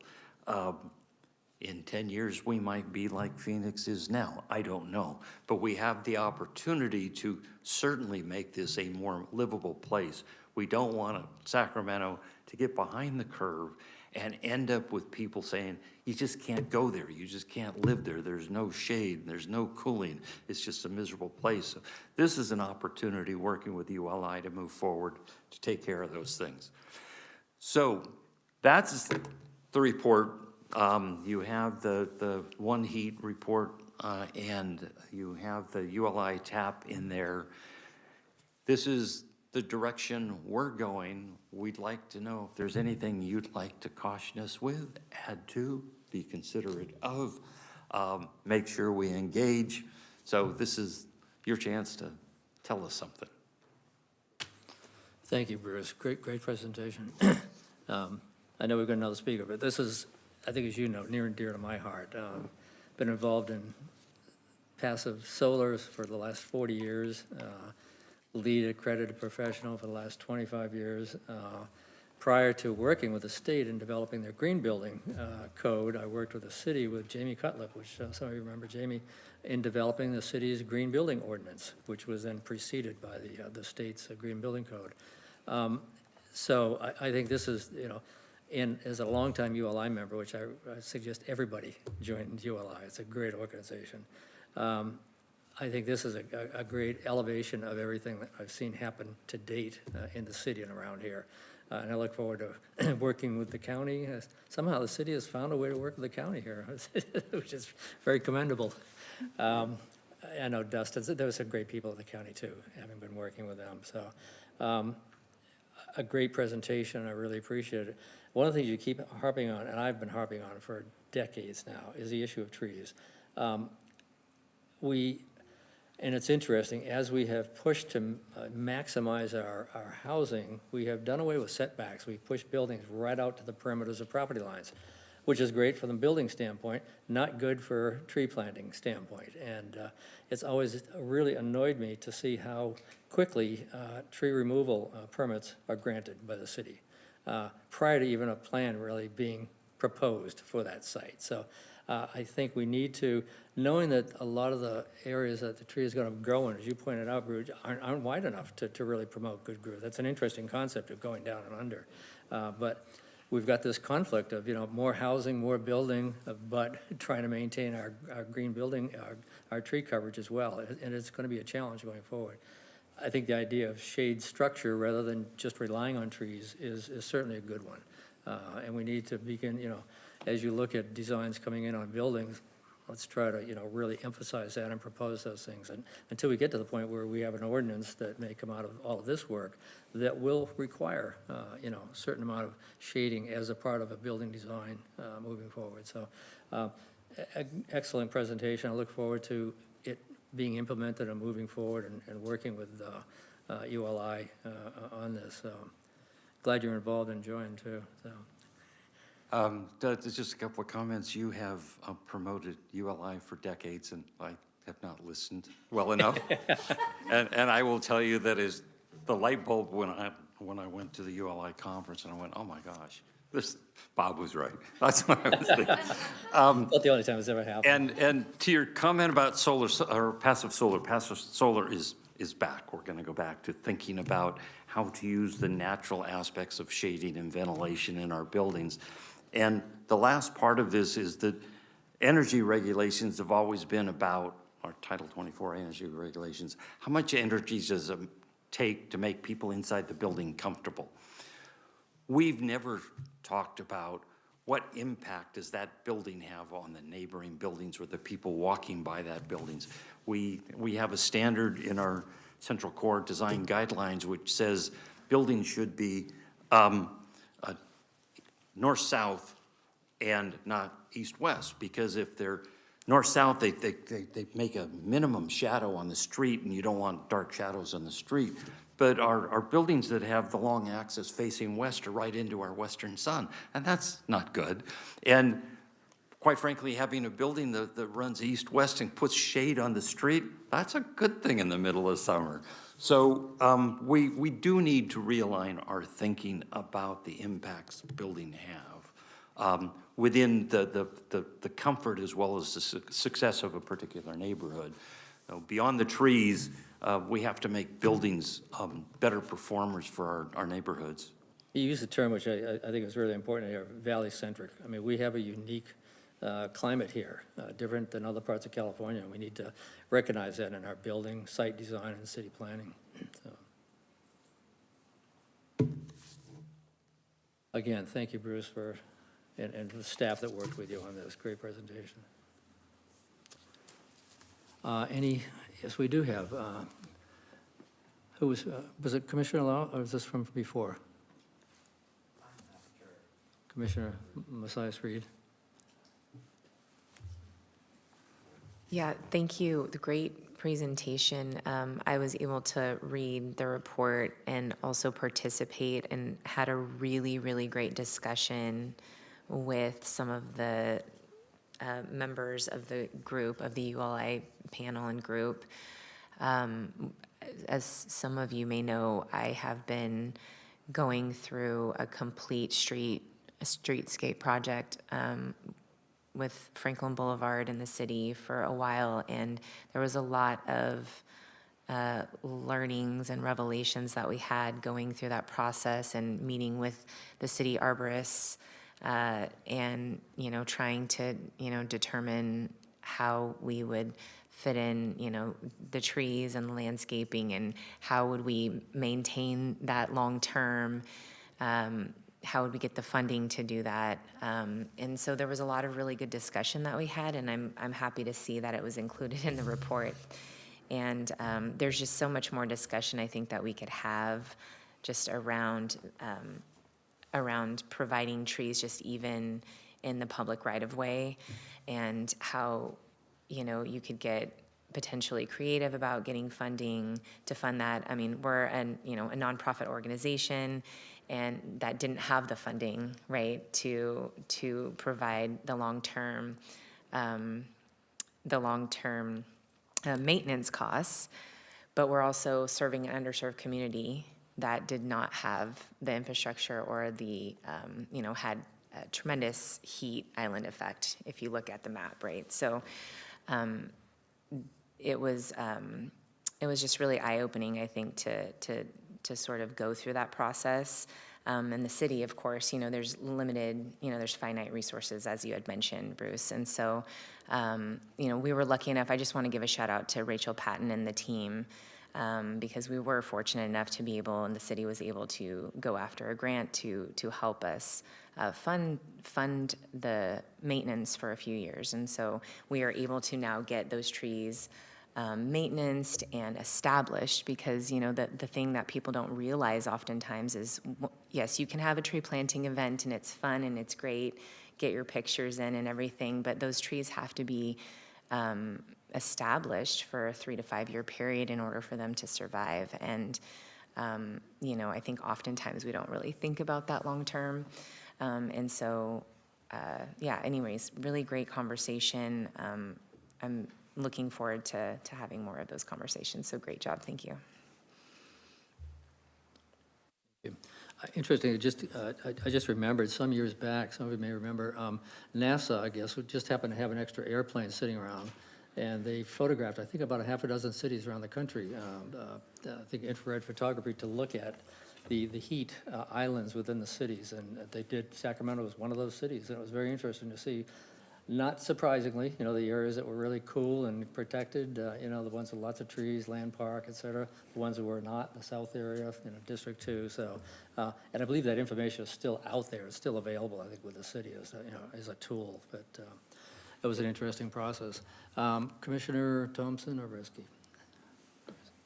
Thank you. Yeah, thank you so much. This report is really fascinating and looks really fun to put together. And really important. So I just have one quick comment. You guys might already be on this, but I think the comments you made about like new construction, considering building finishes and canopies, is really great. For existing construction, I think a couple of the pictures showed like these off-the-shelf metal canopies that you can add. And when existing construction wants to add that, even though it's non-combustible, if you don't put it at least 20 feet away from the building, you're potentially being triggered to add fire sprinklers to your entire existing building. And so buildings are making the choice to forego the shade because, it's this off-the-shelf product that's not very expensive, but then the fire. So if there's any way to coordinate that, I would just suggest seeing if there's something we can do there. That's all. Thank you. Thank you.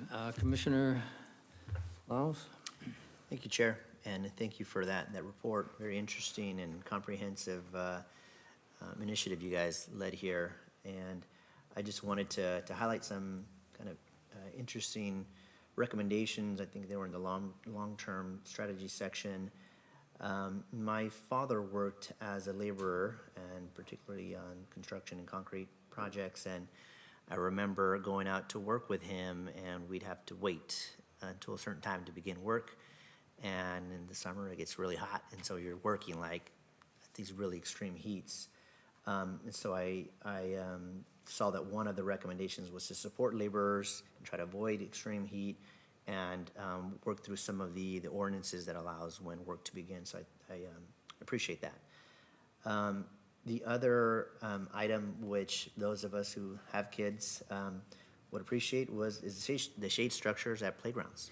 Right, there are a lot of shade structures, a lot of playgrounds without shade structures. And we all know how hot Sacramento is. I think as adults, we probably have learned to accommodate it a little bit more than children who are going to play or want to play regardless of how hot or how cold it is. But it can be pretty dangerous, right, to get on these play structures in the middle of summer. And so I want to, acknowledge that and appreciate that. You guys are thinking about how to create additional play structures to support kids during the summertime. So, thank you. I yield my time. Thank you. Commissioner Nybo. Just two quick comments. First is that, have you considered the ground treatment during winter groundwork for new development? And I'll tell you what. Oftentimes, gypcrete is used when it's wet outside, and when you go through and you grade a large subdivision, and it's because it's too wet to work, and you don't want to lose 6 months of the season. The problem is that it turns the ground into concrete, and when you put a tree in the ground, it's not going to grow. And I've done it. And you go back 20 years later, and I was so excited to see these beautiful parkway strips that we put in. I want to see those trees, and they are about that big 20 years later because they're just sitting in concrete pots. So I don't think that's something that a lot of cities consider or follow. The other thing is that I have taken out 3 street trees, 2 this week. One, the city took out a couple of weeks ago in front of my house. And they were old street trees, and the city took it out because the sidewalk needed to be replaced because of the city street trees, and I had to pay for the sidewalk because of the city's street trees. I never really did understand that nexus. Yeah. But they removed one, and now it's kind of a gap tooth in front of my house. So I worked with staff, and I removed 2 more street trees, and they were all worn out. They were getting done with their life.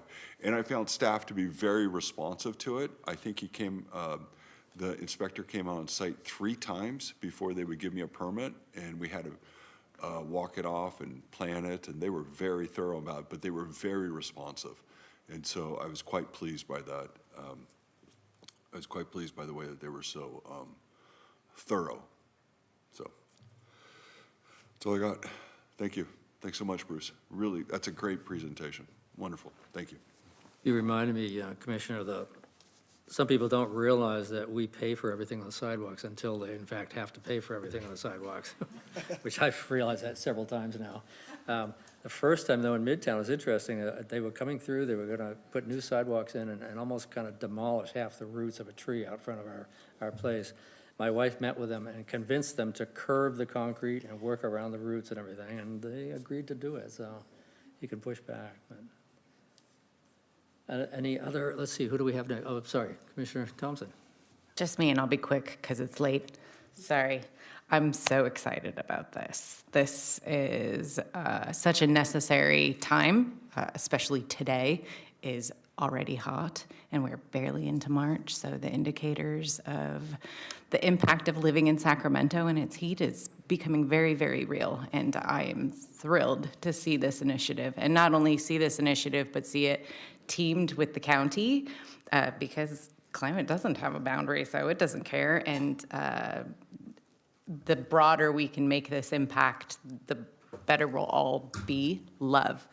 The last part that I'm really excited about and would be maybe the recommendation, although maybe it's old news and you guys already know this, but to see Kim Garza on your panel, fantastic.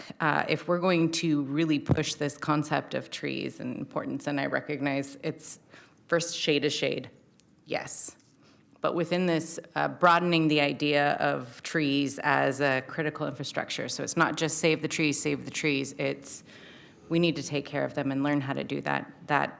How are we ensuring, or just making sure that as this moves forward, we are keeping experts who understand how we've prevented trees from growing within unintentionally our standard specifications or whatever that is, by having someone like Kim consistently engaging in this process to make sure that we've got those who understand on the future front of good landscape engaging in the process. That would be it. Nice job. Just a quick comment from my years as deputy state architect. I was on several task force with Governor Brown's office. The first one was a flood task force, when we were getting inundated with rain and snow and everything. So we had a lot of meetings with all the agencies and everything, planning on what we would do. And a few years later, I was on a drought task force. I mean, things changed that much. And an interesting thing that happened on the drought task force was that the state was asking everybody to cut back on the watering, you know, their lawns, let them die. And the governor's office said, well, if we're gonna have people to do it, we better set an example too. So they said, let's cut off the water in Capitol Park, and which they started to do. And I said, you know, do we have separate watering systems for trees and grass? Well, no, now we do, but we didn't back then. That would have killed the trees in Capitol Park by cutting that off, so the water went back on. So you just have to be aware of the things that can happen in here, so. But again, thank you, staff, Bruce, everybody. Excellent presentation. Oh, I'm sorry, Commissioner Lee. Yeah, great job, staff. Just have two quick comments. I noticed that for some of the newer developments in Sacramento, some of the trees tend to be on the smaller side. So I'm not sure if that's something that, could be looked into as part of this. But like, for example, Land Park in East Sac, it's awesome that they have really big trees. But like in Atomas, the trees are just, they can tend to be pretty small, and it takes quite a few years for them to develop. Obviously, we have solar over on rooftops now too, so that's one thing to consider. But the other thing too is that I've noticed that in, especially in some of the underserved neighborhoods, the education sometimes is like it could use more education in terms of the benefits of keeping trees. I noticed that some residents may sometimes arbitrarily remove a tree or they may chop down a tree, and so I think that maybe some efforts along those lines. I think it sounded like you guys are going to be working with CBOs on that front, or at least in the underserved neighborhoods. So just want to make that comment. But yeah, thank you very much. That's all. Thank you, Chair. Quick question, Bruce. Does this end here? Does this report go to council? Yeah. Go ahead, Laura. Okay. I'd like it to go to council. I think they should hear it. So there will be policies coming out of this eventually. They will come back to you. And there's such a variety of opportunities here, if I can just take a moment. Part of this is our built environment and how do we recognize and create some level of consistency and control and responsiveness there. The other is just how we coordinate things. And the trees are such an example. I think everybody agrees, trees are good, right? Yeah, great. But if planning goes out and requires a tree, and we look at a tree planting list from urban forestry, and then it gets required to be put into a development, and the contractor goes and sticks a tree in the ground, and then nobody's inspecting that particular tree, and then you come back 20 years later and you got a tree this big. We have a lot of people that touch a particular topic, and in this case, trees, and there's not a whole lot of coordination. And I will be the first to admit that I think that we've been too lenient on removing trees. Several years ago, Urban Forest came out with a private protected tree. So, I think that was 5 years ago. Prior to that, the only trees that were controlled was in city trees. You could cut down any tree on your property. And they said, no, we've got private protected trees. So we started looking at trees, but they were always in the way of development. So it's like, okay, we'll go ahead and cut that one down. And you just pay a mitigation fee. The urban forest has taken a new look at that with their urban forest master plan and looking at, is it really necessary? Have we really looked at enough design opportunities to save those trees and maybe do something differently? And then do we have too broad a tree list, and should it be narrowed down that's more specific to our climate? And then what instructions are we giving within the construction industry on how to plant a tree? Don't put it in 95% compaction soil, dig a bigger hole, put it in something that'll actually grow. So I think there's a great opportunity for, no pun intended, low-hanging fruit, that we could make things a whole lot better just in trying to better coordinate our process. Some things will be bigger, and we'll bring those back to you. Other things, I think we could just do a better job of coordinating amongst all of us to get a better, more successful project at the end.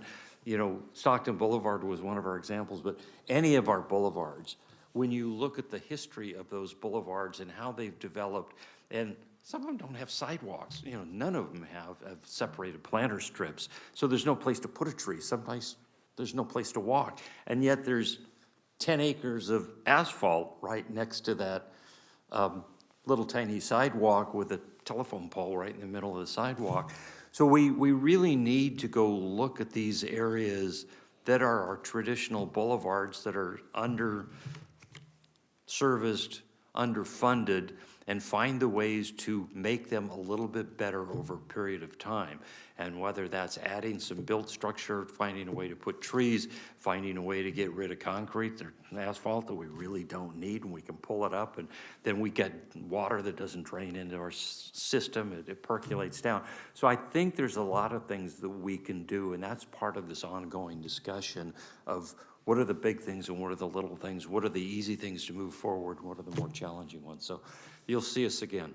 Good, I look forward to that. Yeah, I think a lot of developers, you know, are looking forward to how can they be competitive by offering more amenities, you know, pool, tennis courts and whatnot, without realizing a mature tree in a courtyard within a project can be a tremendous asset. So anyway, do your best in convincing people to do that, Bruce. Thank you. Thank you all very much. Let's see, what is next here? We did the director's report. I think we're now on to commissioners' comments, ideas, and questions. Commissioner Reschke. So Yayan had mentioned next week is Housing California. So we're having a celebration at our office, which is Mogavera Architects, next Wednesday from 4 to 6 to celebrate housing. And several of the projects Yayan showed today were projects that our office contributed to, so that the teams who worked on those projects will be there. And I'd like to invite you all to come to the reception from 4 to 6. We're at 1331 T Street. So yeah, come celebrate housing with us. A quick little comment on that. Years ago, David Mogavera, whose firm that is, we realized at one point that he and I had both gone to Woodstock, coming from different directions. I came from Boston, he came from Ohio. We didn't meet each other there, but anyway. Any other commissioner comments? David will be there and would love to tell you all about Woodstock. You know, yeah. You mean he remembers it? If you were there, you shouldn't remember it. With that, any public comments? Seeing none, I believe we will be adjourned.